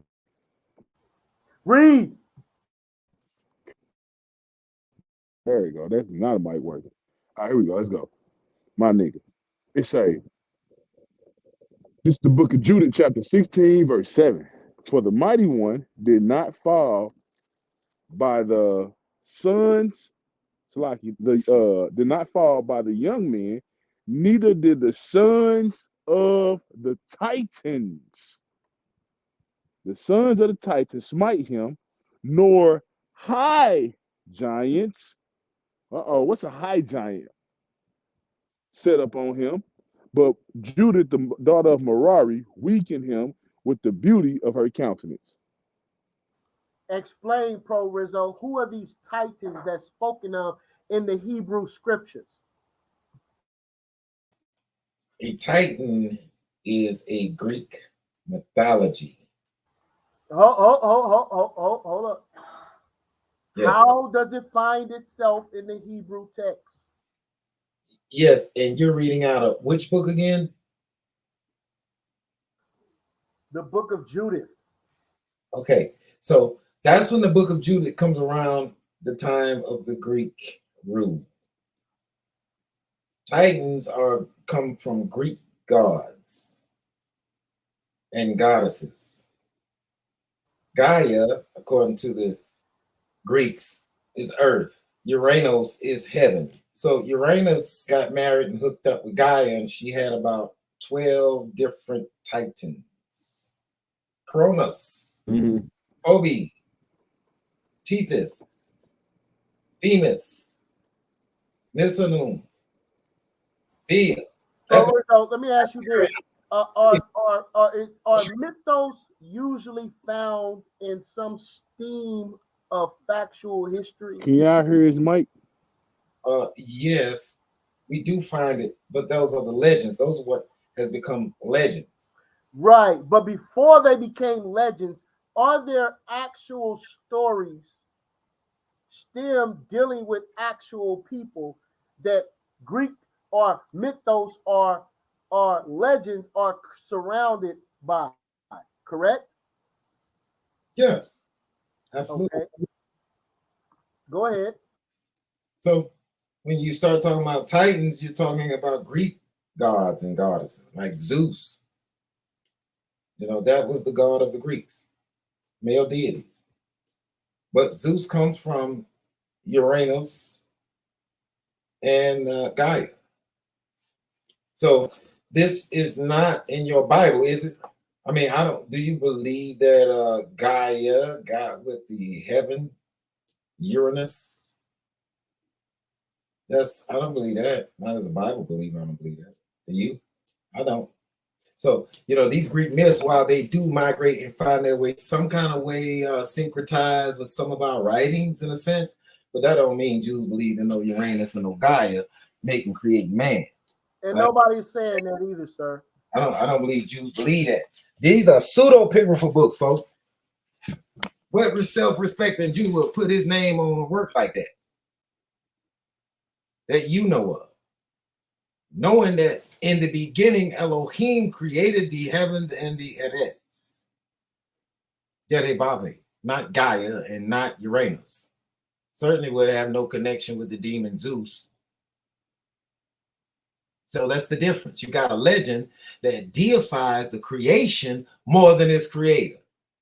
So the heathen version makes no sense when trying to dig and find the exactness from what a giant is. Certainly not a titan. That don't even match up, unless you're willing to say the reason why those giants or titans in Genesis 6 were there is because, I don't know, Gaia and Uranus got together. Well, in a sense, guess what? Adam and Eve would be the Gaias and the Uranus. Hey Don, which language would you say you best at understanding? I don't know. Could it possibly be? Hold on, Elder. What language is it that you always say we need to sharpen ourselves on? And what you told me you was finna go ahead and dig off into real deep here soon. What language was it? English. No, sucker nigga. Quit playing. What's wrong with you? Something else. I mean, we do need to dive off into English more because it's No. I was gonna leave it alone, but you're gonna press the English, huh? It started with a G, sucker nigga. What language was it? Greek. Yeah. Is that what you said? I'm saying yes, it is, and that's your favorite language. Yes, if you love, hold on, bro. If you love Greek, just about you on Tamario heels right now, bro. So let's stop, bro. Let's not speak down on your favorite culture. You accept the Greek, you desire that. You love that Greek culture. Nah. I mean, I love you can't just period. You like how I did that is? You feel me? You like how I did that? That was pretty smooth right there. Yeah, I can't even flip. Nah, the bottom line, Don, is You love Greek, bro. So now, when we talk about the Titans, it ain't about what era this was written in and this and that, because those Titans who she was speaking of, Judith, they lived generations and generations and generations before her. Josephus says those beings are what the Greeks from Genesis 6 called the Titans. That's what they talking about. They heroes and all that. So that's just that name that we know them by. But the Hebrew culture was dealing with them as well. And in the Hebrew culture, they just said Titans too, Don, according to the English translation. So it's the same thing, Don. So you can't take that word and say, well, because of the Greek culture, it eased over into our Bible. So now you're telling us God fell for the Hellenization. I'm saying hold on. The Most High ain't fell for Hellenization, Don. That ain't what's going on with the word of God. That's a horrible tactic right there. If he said Titans, then it's truth, period, even in the Hebrew. So it ain't about the Greek culture leaking over into the Bible. God can't keep his word pure enough for dying. No, bro, they culture didn't leak over into the word of God. That's horrible to say. if I go to the Greek Septuagint, I will see gigantes in the Greek. Before you do, Don, before you go over there to gigantes, it says gigantes. What's my point? My point is, if they translate that word giant, if they anglicize the word from the Latin and from the Vulgate and from the Greek Septuagint to our word giant, but the actual word in Hebrew was Nephilim, you got an issue if you try to take the Greek understanding of it, which is what y'all are trying to do, and superimpose it on the Hebrew text. You can't do that. Sorry. That word Nephilim meant bully or feller or one who falls. But the Latins and the Greek use the word gigantes, and automatically you Titans. That's the Greek version. Sorry, that doesn't work. They're just telling you what they thought, what they believe, but we're not talking about Hebrew believers. The manner of semantics, language. So if we're going to, swap and pick which words we're going to use, okay, then we have to take all the cultural influences with it. Is it a giant in Genesis 6 or is it Nephilim? It's Nephilim. It's not giant at all. That's English. English don't come along till 500 years later. There's no English in the Dead Sea Scrolls, I don't believe. But there are people in the Bible that are referenced as giants, correct? I'm sorry, say what? There are people. Was Goliath a tyrant? Yes, he was a tyrant. He was a bull. Was he also a giant? I think according to height, he would look like a giant to us. All right, sucker nigga. Go ahead, Ian. Thank you. And that's the point. He would be very big, but he would not be a Nephilim. He would be a Nephilim in the sense of bullying and browbeating. And that's what hey Don, okay. Was. He was a bully. Okay, now that you didn't muddy that point up, you got destroyed on every other point, man. Them comments is funny, man. That chat is all right. Hey, let's go back to that Job 37, Don. Let's go back over there because that was a little before I got here, and I ain't really get to hear everything. Also, Don, your point about him putting on the breastplate as a giant failed horribly, bro. Because if he put on the breastplate as a giant, that means they was comparing him to something, right? That's right. That's as a giant, not a giant, Don. He's not a giant. They compared him to something. Let's go back to Job, though. Are you waffling back to my point? I told you before, that's an idiomatic statement. Oh my God, you are an idiomatic statement. Is that what you're saying? See, I can do that too. You are an idiomatic statement. He played for the New York Giants. I can do that. Yeah, I know, man. All right, here we go. Let's go to Job. Let's go back to Job. Here we go. Giants. Job 38. Anyone can do that. But meaning you don't have, so therefore you can't have no understanding. Stop. That's a lie. You didn't get away from that Titans point. You went back into how the angels came back and had sex with men on that point. Yeah, That's what the Greek gods are, Don. They're also angels, bro. And hold on, Don. The Greek mythology story that you start explaining, information. I'm saying the Greek mythology story that you're explaining, right? That information, that's the stories that the Greeks get their stories from. Those are the men of renown. All those ancient stories. Let's keep going. This is Job 38:4. Now I heard YirmeYah ask you earlier. This was at the foundations of the earth. Was any humans around, Don?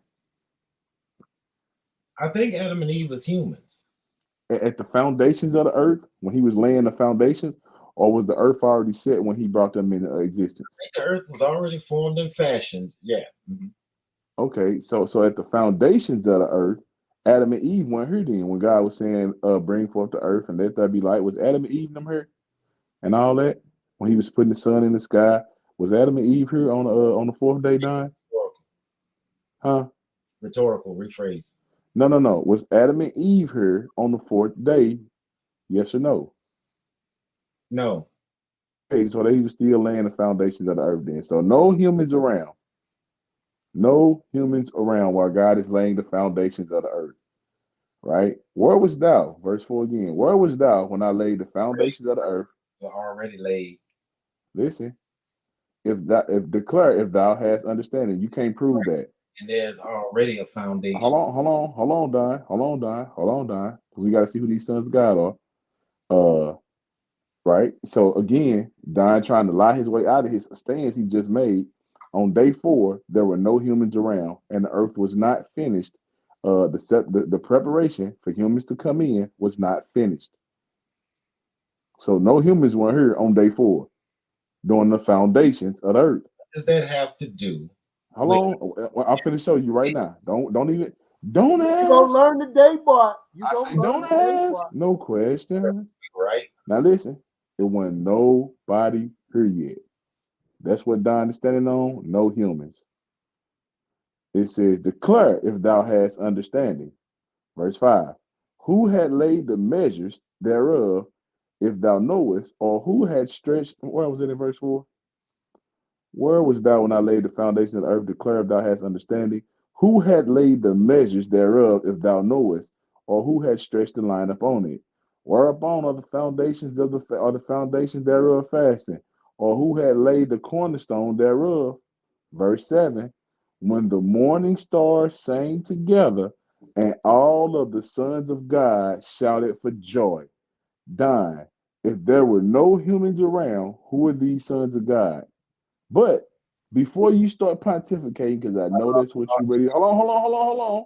Yeah. Before you start pontificating, I don't want you to do that. I'm gonna go to my text messages. I'm gonna go to the one that I sent you. Remember the information I sent you the other day? No, I don't. Okay, look at your text messages.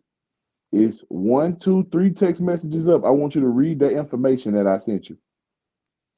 Well, right now my phone is charging, so that ain't got nothing to do with you going to your text messages. You a supreme sucker nigga. Listen, man. Listen. Can you go to the text messages real fast so we can look at the information, bro?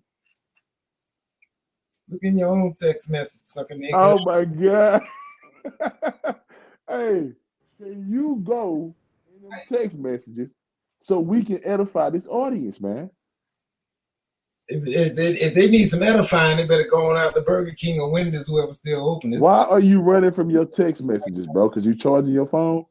I ain't letting you go, Don. It's over. Stupid. And you know it. You tried this same thing on LV. Brother, I ain't tell LV to go on his text messages. I don't know what you talk about. I'm telling you to go in your text messages and let's look at this information I sent you, bro. I don't look at no text messages. All I see is Talisa in my screen right now. We're irking my bro. Quit looking at the side chat. Let me tell you something, Felicia Makisha. Hey man, leave Sister Talisha alone, man. Check your text messages. Let me send you another text message so you'll know which one it is. Yes. Yo. Okay, I just sent you another one. It's gonna come through right now. You know what? Even though y'all keep trying to prove No, we don't care about that. argument, y'all don't have no proof of what you're trying to insinuate. Hey man, somebody in the chat, tell Don to check his text message. Good night, y'all. If you run off this stage right now, she's so faithful. She's so committed to come in here. Suck a nigga. Look, hey, yeah, tell Don to go. Tell Don. Somebody said he trapped in the closet like R. Kelly. He trapped in the closet, R. Kelly Jr. Well, Don, hold on. Hey, Don, dead serious though, bro. Let's read that chat so we can get on up off here, bro. Let me. Hey, Don, let's read that text message. Let's read that. Oh, that's what we have. Don, you running? Smoke with Pro Rizzo though. You know you can get it, but we ain't here to debate. No, we're not. We're not here to debate. I want everybody to put a one in the chat. If you want to send me some money. And this mute. No. If he is won a debate against Don tonight too, if he don't check that back chat. Oh my God! One person talking about. Put a one in the chat. Put a one in the chat if you want Pro Rizzo to check that text message. That's right. Check them. Put a one in the chat. Talk to us, family. Let's see what's going on here. All three of y'all need to check. Put a one in the chat. A one in the chat. You can't be putting no ones in there. You better change that to a 10 and run me my money. That's right. Nike sign. Hey, you see any ones in the chat, Pro Rizzo? Do you see any ones? Animals. Do you see any ones, Pro Rizzo? 4 people. 4 people. 1, 2, 3, 4, 5, 6, 7. I see 7, 8. Man, look at you quoting 3 times. You better deduct 3 of them and duck Sister E. That's 4 people. Okay, 5. 10. Look at our room. We ought to take a point deduction. You keep voting for you. Yeah, 1. I'm gonna add a 1. It's a verbal 1 for me. All right, Don, you got to give the people what they want, man. You cannot deny the people, man. Y'all just trying to get my phone. No. Y'all don't pay my bills. They say, what you scared of? They on your grass. Somebody good guys. That boy Lahab said he ain't playing. Check the chat, man. They on your grass over here. Got nothing in here, bro. Okay. Now, Don, are you ready to Don? We finna go to the text messages. Are you ready? You got to do it. You got to do it. Not everybody said do it, Don. Everybody want. This is what Ed sent me. Be careful who you play with. Everybody ain't playing 100. Send this to LB. All right. Thank you, Ed. That was right. Go down, right. Be careful who you play with. Everybody ain't playing, right. Then we got the LV, we got the Clubhouse, then we got something else. Then we got yesterday at 9:03 a.m. Don. That's the one I want. The one that say Bible Hub at the top. That's the one I want right there that I showed to you. You see that one? You see the one that say Bible Hub? No, you see it? I don't have that. You don't see it? I'll resend it to you right now. Oh yeah, I didn't have it. And you lying too, Don, because you know you see it because you responded after. I got Clubhouse chat room after. Send the LB Clubhouse chat room at 10:21 p.m. That's it. That's all I got. Don, you lying, man. I don't. I'm telling you this, the honest God. This man literally went in there and deleted the text message, y'all. Y'all know he did. Man, just resend it or read it, man. Clubhouse invite. It's recent. And that was it, bro. I don't got nothing. It's coming through right now. My phone had to update too, so this problem I ain't got. Oh my God, sure this nigga love YirmeYah. It's like he said his phone had to update. Oh my gosh, any excuse. Yeah, it had to update. I ain't got it. Okay, Don, there you go. It's idiomatic. Right. Yeah. There you go, Don. It's back in your phone now. Let me see. You see it? It's in there now. No, I'm sorry, I don't got it. Don is lying, y'all. No, I'm not. I don't know national television program. Yes, you is. You have no shame. You better put some respect on my name, Octavia. Octavia. Hey, substitution. Can we get back to the video?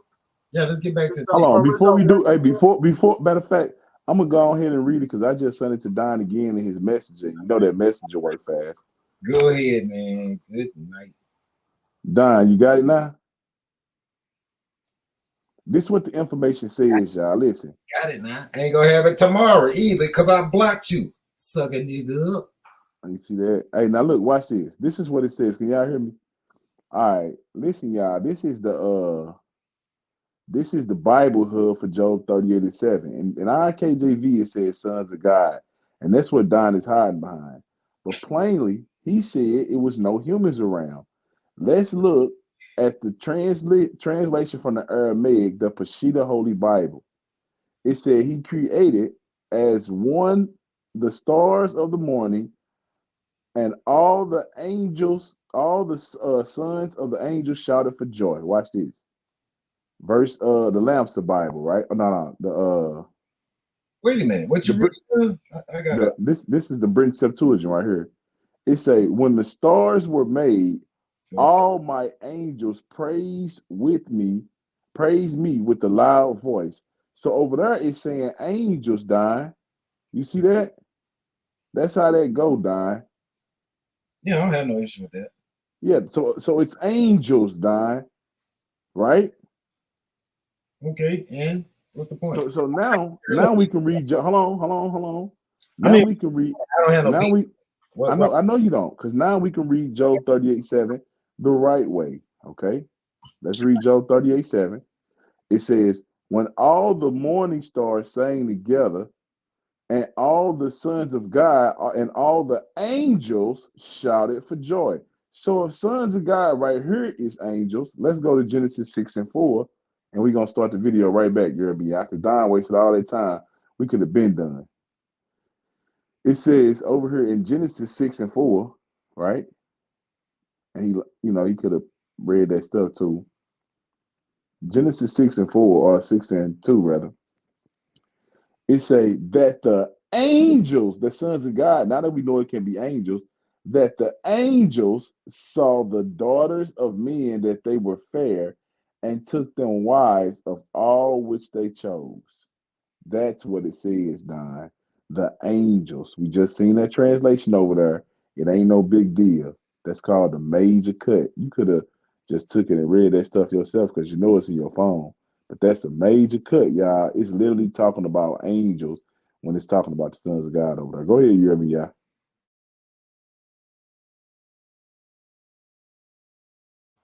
Well, that hurt the student. Now it has destroyed the teacher. All right. That was a destruction. He said he has no problem with the translation that says these are angels. These angels are being called what? Sons of God. It's very important that we take this in consideration when it comes to what's being read in Genesis 6. Let's go back to the video, Sister E. Get ready to close this thing on up out of here. All right. Can't wait to tell Wiggins how you said you ain't had that text message tomorrow.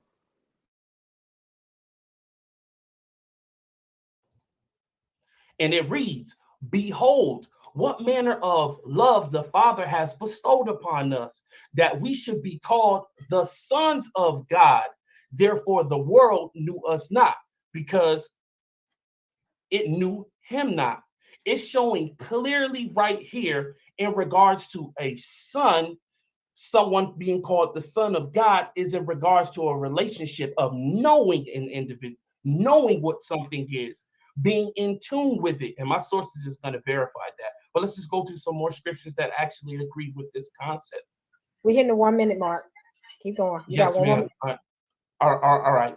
Also, I'll bring out, just because we're short for time, I'll bring out Romans 8:14. 8:14 reads, so as many are led by the Spirit of God, they are the sons of God. I've given two scriptures back to back, being parallel with sources that is telling you the qualifications of being a son of God. It's all having to do with a ranking system. We have heaven being the ruling class and earth being the subordinates. and you have individuals who represent the order that is coming from heaven. These individuals who are aligning themselves with this order, with this instructions, are the sons of God. And I'll land there. Now Right. you see how that boy, you see how that boy laid that up. Start the clock over. The boy slapped the information on the table, and there you go. That's his argument. That's his premise. That's what he started with. He kept rolling with it. Hey, you know, minus the little glitch with starting with giants, but you know, he's first time debater. I can expect that kind of thing, you know, kind of talking his points out before he actually does it. Hey, these are signs of a, you know, a new. That right there is what you call the epitome of a straw man. No, that wasn't a straw man. That was reading from a source. No, it wasn't, bro. That was a complete straw man. Nobody was in disagreement with the sons of Isaac also being called the sons of God. But it isn't just the sons of Isaac. That's the issue. He's saying that those. Hold on. So then, who are the other sons of God that these men went and slept with, sir? The sons of God were the descendants of Seth. Just prove. So who's the daughters of men? Who's the daughters of men? Those are the daughters of Cain. That's real simple. Cain was cursed. He was cast out. And he begins to make children with his wife.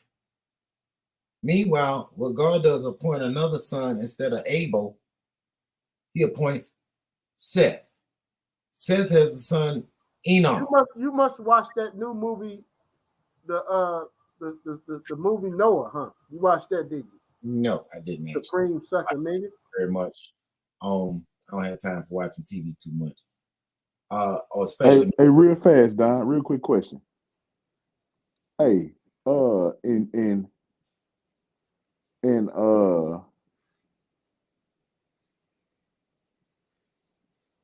remember in when old girl, yeah, can y'all hear me? Yeah, we can hear you. You remember in 2 Samuel 13 when what's his name? David's son, when he forced his little sister Tamar. You remember that situation? Yeah, I remember that. Let's see what it say. It say 2 Samuel 13 and 12 say, and she answered him, saying, nay, my brother, do not force me, for no such thing ought to be done in Israel. Do not thou this folly, right? She said, don't do this folly. What's that folly she was telling him not to do right there? Rape her. Sex, right? Fornication, right? Well, not just that, rape. Right, rape, sex, fornication, right? That's what it's talking about. Hey, all right, cool. Hey, let's go over here to the book of Job real fast. Matter of fact, let's get a. Oh, you can't say that, bro. Hold on. Don, stop. Stop. Oh, you need. Hold on, brother. Stop. That kind of state. Stop. Let's be careful with that. Hold on. It's running all over the place. But you know we got an audience and you doing this much running. Yes, because we don't want to give the false impression that sex is rape. No. I'm not saying sex is rape. I'm just saying this is sex. I ain't say consensual sex. Rape is Don. Rape is still sex, bro. It is. Let's be sharp to the point. How about that? Don. So it's talking about sex, right? Nonsense. How about that? Is it talking about sex, Don? Yes or no? It's talking about rape. Right, rape. Non-consensual sex. No, sex defines gender, male or female. Oh my gosh, Don. Yeah. Do y'all see the level of semantics here? Semantics is concerned with meaning. You don't like Don. You don't want nothing to happen. Don. Okay. Let's not do this folly, okay? Did I call you? Like you said, it's talking about sex, rape, whatever you want to say. Let's keep going. Wrong. You know, that's what Genesis 34 and 7. Watch this. Folks. And the son, hold on, Don. Let me read this verse. It just mean whatever the hell you want it to mean. That's how the truth gets corrupted, right there. What word you want to use, Don? I just told you it was rape. The situation was rape, right? Yes, rape. Right. Is that when people rape somebody, is that sex not consensual or unconsensual? Is it still sex, Don? Yes or no? Rape, sex defines gender. Don. Rape So is you telling me people go to jail for gender when they go to jail for rape? men. Rape happens in prison, in men's and women's prison. What does that have to do with sex? When in those men and women's prisons, when it's rape, is it sex involved, Don? Rape. Hey man, this is horrible semantics. All right, let's keep going. Genesis 34:7. You got destroyed on that point, by the way. And the sons of God and the sons of Jacob came out of the field when they heard it, and the men were grieved. They were very wroth because he had wrought folly in Israel and lying with Jacob's daughter, which thing ought not be done. So we got two cases of folly going on, and there's some type of sex, whether consensual or unconsensual. We know it's unconsensual, but it's still sex nonetheless. Now let's go look at the book of Job. Now, Job, hold on, Don. Job 4:18. I'm almost done. Don. Now, the last two. LV. I didn't buy it then. I'm not going to buy it now either because you are lacking a very fundamental part of making an argument. I understand, bro. I understand. You taught them how to fight, though. You now, made watch this. Argument. This is a detraction. I know, Don. Let me just finish, bro. That's what it is. You can tell me you. Red herring. That's all that fishing you was a scared herring. That's what you is right now. Watch this. Now we see the last two things with some inappropriate actions in the last two cases. Let's look at this third case right here.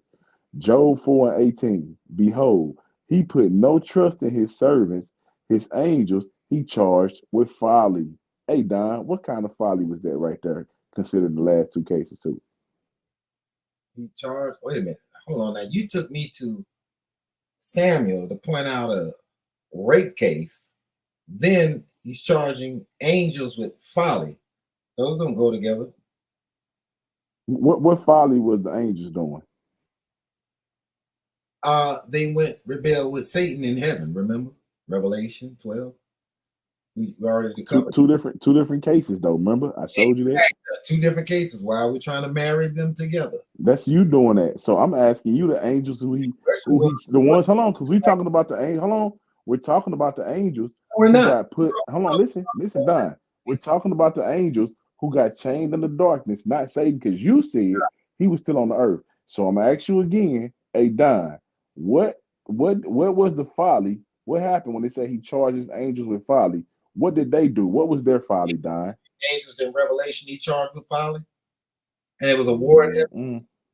See what I'm saying? We covered that. That ain't no, because it was never a war. Hold on, it was never a war in heaven behind Genesis 6 angels. So we can't marry the cases together again, Don. So I'm gonna ask you a question. I'm asking the question again for the third time now. In Job 4:18, behold, he put no trust in his servants and his angels he charged with folly. What was their folly, Don? They wasn't on earth when the folly happened. It was in heaven when it happened. No, they wasn't, Don. That's two separate cases. It says there was a war in heaven, not a war on earth. Don, that's not the same case. We didn't already clear that up. Why you marry them cases together for some issue? Honda and a Toyota. You can't do that. You can't take Genesis 6 and slam it into that account because the account on earth in Genesis 6 cannot match the account in Revelation 12. So that's where your false dilemma is coming from. And that's the weakness of that whole argument. Those are two different accounts. What are you talking about? Thank you, appreciate you. You just clarified a point that would have destroyed you in this debate if LB would have used it. No, it wouldn't have, bro. And you just got destroyed on camera. You should see the comments. Hey, YirmeYah, we all see the cut. If we want to keep going with the video, YirmeYah. Everybody who holds we can keep going with the video, YirmeYah, because Don is lying and he got caught just now on camera in front of everybody. You're right, because that don't make no sense. You plainly see that war happen in heaven. They were kicked out of heaven. Y'all got them coming to earth doing some more dumb stuff when Peter nor Jude affirms that. You're trying to build a story on a narrative, as you said, fill in the blanks. Well, I'm sorry. The Bible has all the information. It does not need a fill in a blanker. This is not a high school test. It don't need a fill in the blank. There's no missing blanks. It's subject, predicate, context, historical, grammatical context. the linguistical data, the hermeneutics on every translation says the same exact thing. The difference is they use a slight different language in some translation, and they don't always use, angels. In fact, they use angel in Genesis. Bro Rizzo. You got to add that. Bro Rizzo. Yeah. Is there anybody on earth or in the annals of history when it comes to the Guinness World Book of Records ever was as tall as Goliath? Not that I'm aware of, no. From the last time I checked that, and it's been quite a minute since I think it's been about a year since I checked the Guinness World Book of Records. Last time I checked it was over 8'11", I think it was, and that was Robert Wadlow of here in the United States. Right. So would you say that these men in the Bible with these exuberant amount of heights are different from regular people? I mean, Robert Wadlow was definitely. Hey, did you know that they said that Goliath had 6 toes on his feet and 6 fingers and a second row of teeth in his mouth? You took the next point I was going to make, man. I don't think that was Goliath at all. It wasn't Goliath. Those giants, period, had those giants had 24 digits and extra rows of teeth, Don. Did you know that? No, the only person in the Bible that had 6 fingers and 6 toes, you find that in Chronicles. You find that in 2 Samuel 21. But that's just that's at the Battle of Gob with the Philistines and Elhanan, the son of Jeroham, the Bethlehemite, slew the brother of Goliath, the Gittite, Goliath's brother. That's who that was. So, but that's besides the point, Don. Yeah. Was he the only one that had him dying? That's what the Bible records. He had 6 fingers and a 6th toe. 4 and 24 in number. Don, how many? Never mind, man. It don't say nobody else had that. Not saying that other people don't. Some people do have an extra ended finger and an extra toe, even today. You look like you got extra digits. I probably do. But the thing about it is, that was that case. And for whatever reason why this is not mentioned in the Bible is apparently people can be born with extra digits. It's not impossible. Hey, Don, they said you get a -20, bro. And man, hey, listen, you cannot affirm no angel having sex with men in Genesis. It says, bro, you got beat up. You never did tell me what was the folly that they got charged with. You lied around that. Well, apparently Satan's in heaven and falsely accusing the brethren, and people believe it. That was his politics. So he deceived them. He came on earth and deceived people on earth. He deceived Eve, didn't he? But see, you read Enoch's rendition of it, it blocks you out of it. See, Enoch tells you things that you can't even prove with the Bible. No matter how Don, hold on, Don, stop doing that, bro. Yeah, stop filibustering the Bible. No. Hey, it don't say. Let me ask you, Don, do me a favor. Hey, good. Can you prove? Watch this. Can you prove Enoch? Can you prove Enoch existed, Don? Yes or no? Can you prove Enoch existed? Yes or no? No. Can you?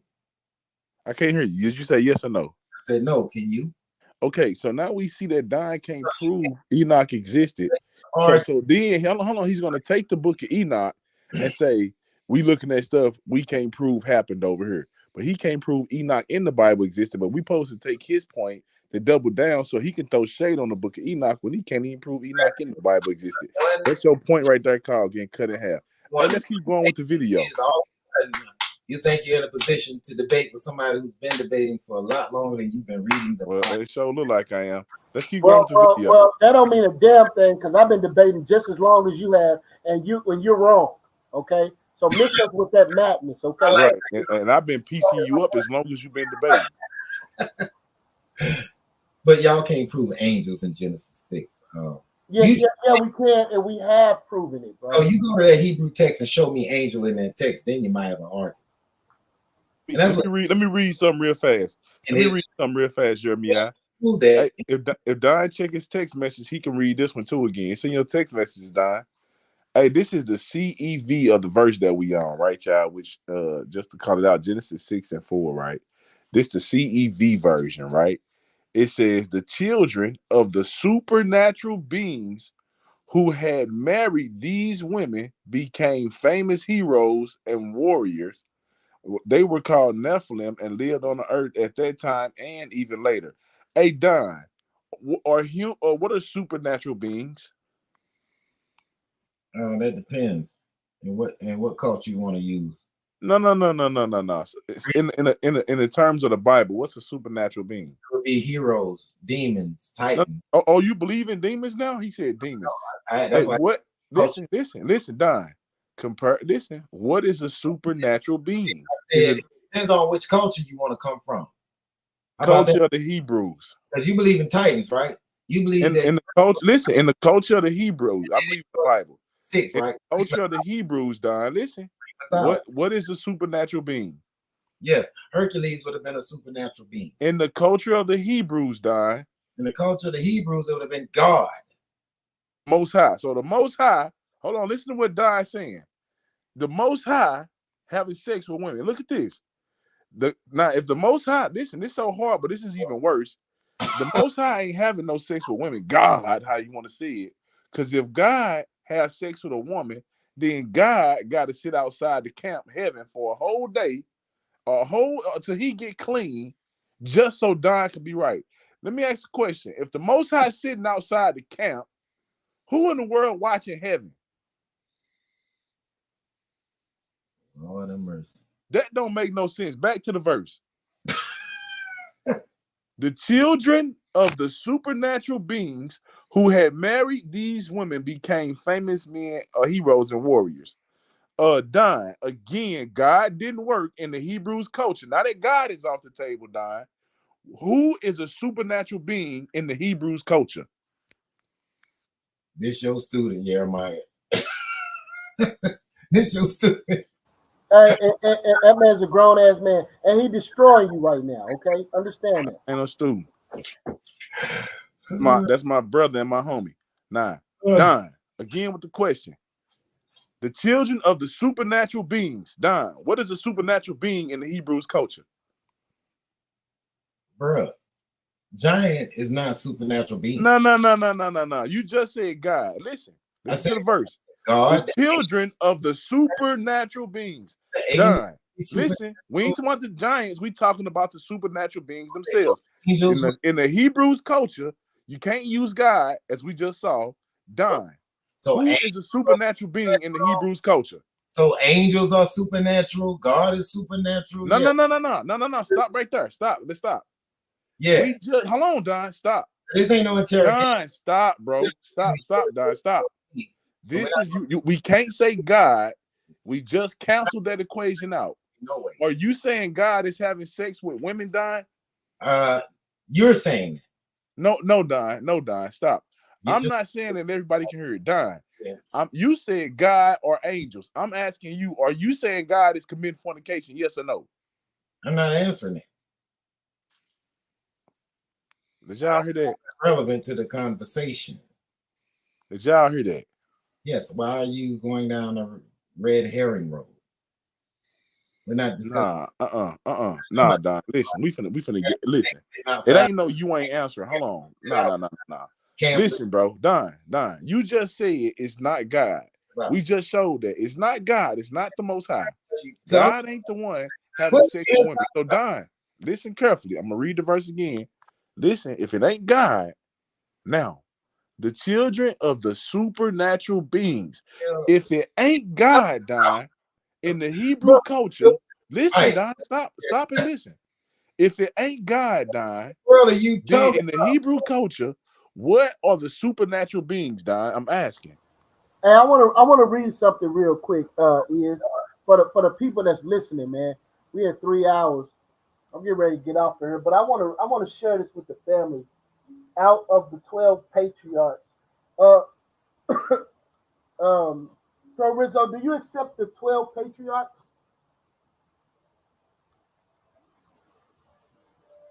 Do you accept the writings of the 12 patriarchs?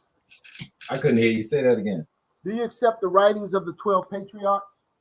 No, I don't. You know why? Because you're a supreme sucker nigga. No, I don't accept trash, garbage. You wouldn't even accept the Bible just now, man. You lying, bro. And like garbage trucks pick up the garbage can morning.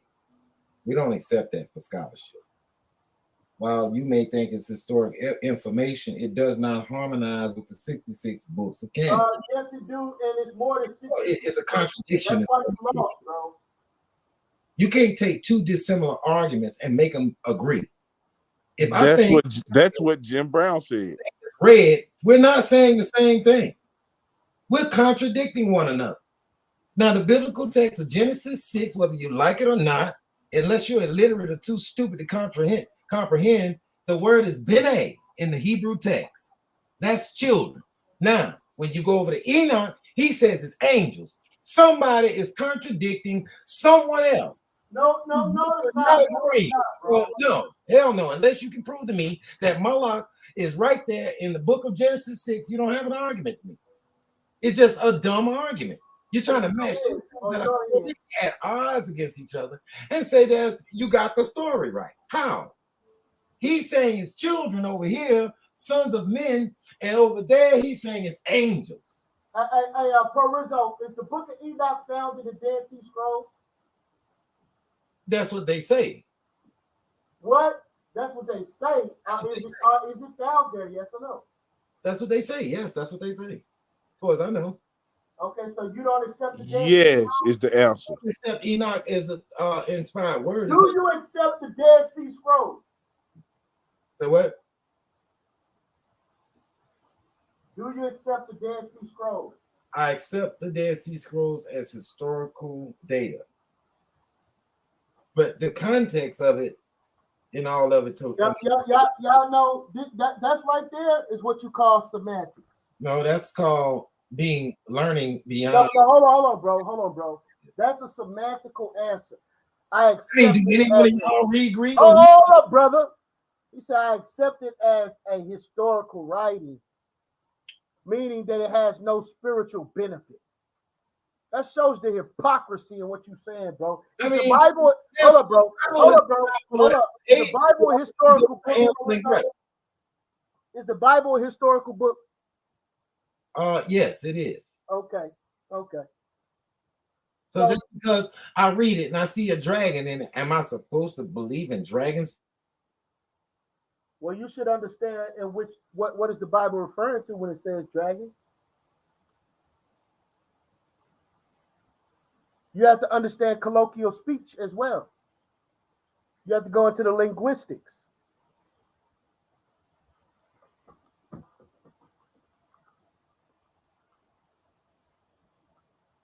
Hey, Ian, you got that 12 patriarchs? I want to read this for the family out there that's listening. And then I want to while we close out, I want to go into those church fathers real quick, and we're gonna close the case on this.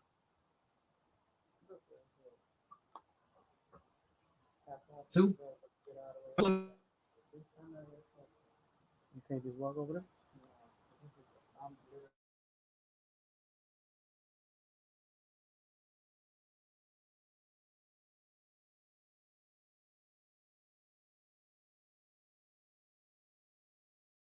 Hey, Iz, are you there? Yeah, you see that message I sent you? Well, I got booted out of here or something. I don't know what happened. Can y'all hear me? Yeah, which one is you? It's one here like it's got a background setting, and then there's one with your face. Which one is you? I don't know which one I am. Something's going on. Do you have the do you deny the church fathers, Pro Rizzo? As far as what? Their writings on the Yeah, YirmeYah. I mean, Yeah. some of the stuff I agree with, some of the stuff I don't from their perspective. There's some things about Josephus gives his commentary on things I agree with, and some of it I don't. I'm not just gonna go off of because Dead Sea Scrolls or what church fathers say, or Josephus, or Mr. Tertullian, or Eusebius, or none of them. But they all wind up going off, and when they start talking about, well, the way I see it, then that's the issue I have, if anything, with the church fathers commentary. When they start to giving you their opinion. I don't use their opinion to establish no doctrine or no interpretation, but I should be able to use hermeneutics to come to the point myself. I don't have to rely on church fathers commentary. I don't rely on it.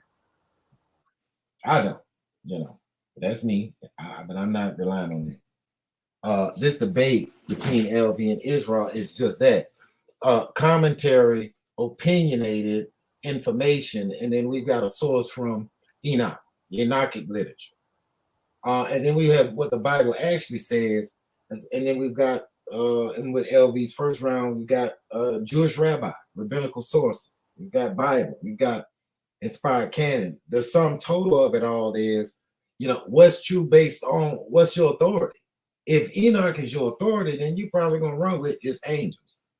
Don, real fast. The word Azazel used in the Hebrew in Leviticus chapter 18.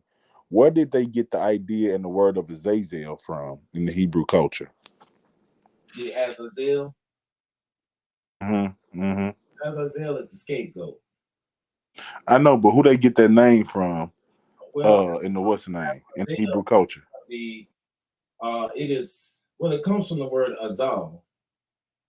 Okay, but they anthropomorphize this Azazel. They make an anthropomorphic divine angel, and according to that, Azazel is the demon that the goat was sent out to, according to Jewish legend. They send this goat to Azazel, and one goat is for God, and they say the goat went out there in the wilderness to the demon. But the issue with that is, there's no such thing as demon in the Hebrew Bible. So that is a myth. That became a mythos, where they turned the Azazel into Azael, goat god, because El means mighty one of Gabor, God. And that's the goat god, which we later find to be the Satyr, Satyer, Satyr, and we all know that's a half part man, part goat. That's a demon that doesn't exist. That's the demon in the forest that will go out and rape the nymphos. We get nymphos, and he's the one that's, I ain't gonna go into the actual characteristic of the Satyr. The point is, we want to call it Baphomet. There's a whole lot of morphing going on with that Satyr and Azazel, but the point is, that's the goat of the woods, the demon of the woods. And he would take all the nymphos. That's like porn. Porn star. He was a porn star. So there's no literal Azazel. But Enoch will tell you what Azazel did. Enoch will tell you a fascinating tale that you can't find nowhere in the Bible. It's two different books, two different accounts for the same one term. And you want to talk about a good dose of semantics? Splash in your face. That's semantics. He said it means this, and the Bible says it means something completely different. So, yeah, Genesis on its head, without Enoch, could not give you divine angels. And besides that, Hebrews tells you he maketh his angels in the book of Hebrews, ministers of, what's the word again? Hebrews 1. He maketh his angels pneuma, a pneumata, and his ministers a flame of fire. And it's funny right here in this verse, it tells you. Yeah, Don, you got destroyed, bro. Yeah, You just got destroyed tonight, man. It's a lot of good points, man. In your Hey, imagination. y'all. Hey, Chad. Good night, family, man. I appreciate y'all. So, see you. Good night. I got to go ahead and Good night. pass now too. All right, y'all. All right, I'm about to close up too. All right, sis. Yep. Hey, to the chat. Appreciate y'all. Much love, man. Don, you guys great, bad. Maybe the next time. Maybe the next time. This whole debate was about LV and Israel's argument. LV came out swinging with the facts of what the Man, Jews Don, thought. don't muddy the waters on that debate, bro. Just leave it alone. Point was from the book of E. You said I got the W, man. You said you got the W, bro. Yes, you did. So all right, so let's not muddy the waters, bro. It's all good, yeah. I'm gonna catch y'all. Got the M&Ms. But on critical analysis of the actual debate, we can see the sources of the information are completely different. You have to, by necessity, argue the opposite, contrary, contrasting point of view. You see what I'm saying? So the great discipline.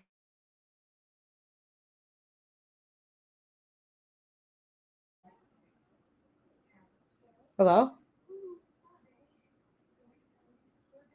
Hello? Okay, I think Perizzo he's having phone issues. I'm getting ready to wrap up. I'm gonna give him one more minute to try to get back in. If not, I am closing up for the night. Well, family, I hope y'all had a good time. Sorry that I was not that engaged this go round. One is because I'm a little tired and then I had some stuff I needed to do around the house. So, but thank you still for coming. Be ready for the upcoming conversation. Like I said, I'll be bringing Divine Prospect on next Thursday, not this Thursday, but next Thursday, to talk about what's going on with in the UN when it comes to reparation in our people, and that's next week, next Thursday. This week we'll talk about is reparation owed? That's another good conversation we'll be having this week. So this week will just be a conversation. Next week we'll bring Divine Prospect in and kind of talk about some of his plans and what he's doing to see how we can get involved. To get involved in discussion on reparation, and that's on next week.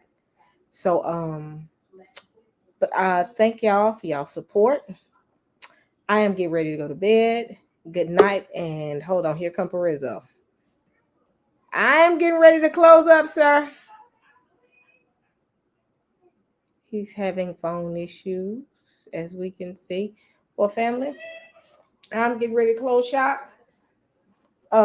Thank y'all again for y'all support, and good night. It looks like Perizzo.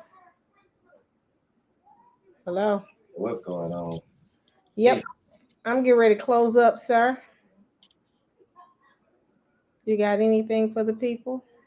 No, other than just want to point out the fact that these two debaters are coming from two different opposite ends of the spectrum.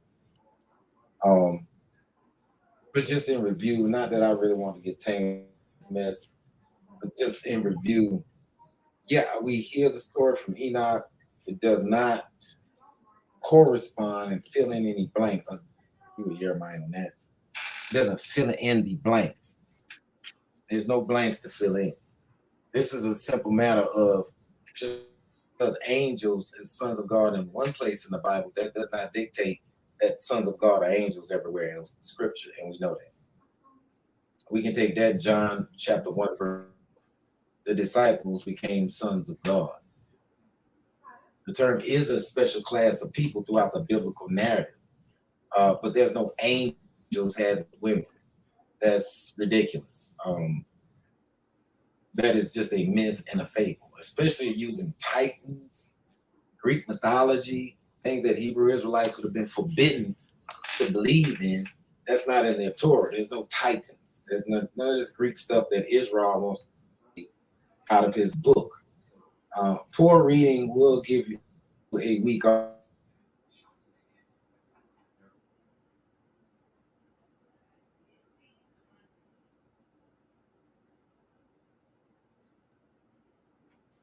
Okay. Perizzo is having more issues. I'm getting ready to go to bed, Saints. Perizzo. All righty, family. I'm going to sleep. I'm tired. All right. Well, trying to make sure.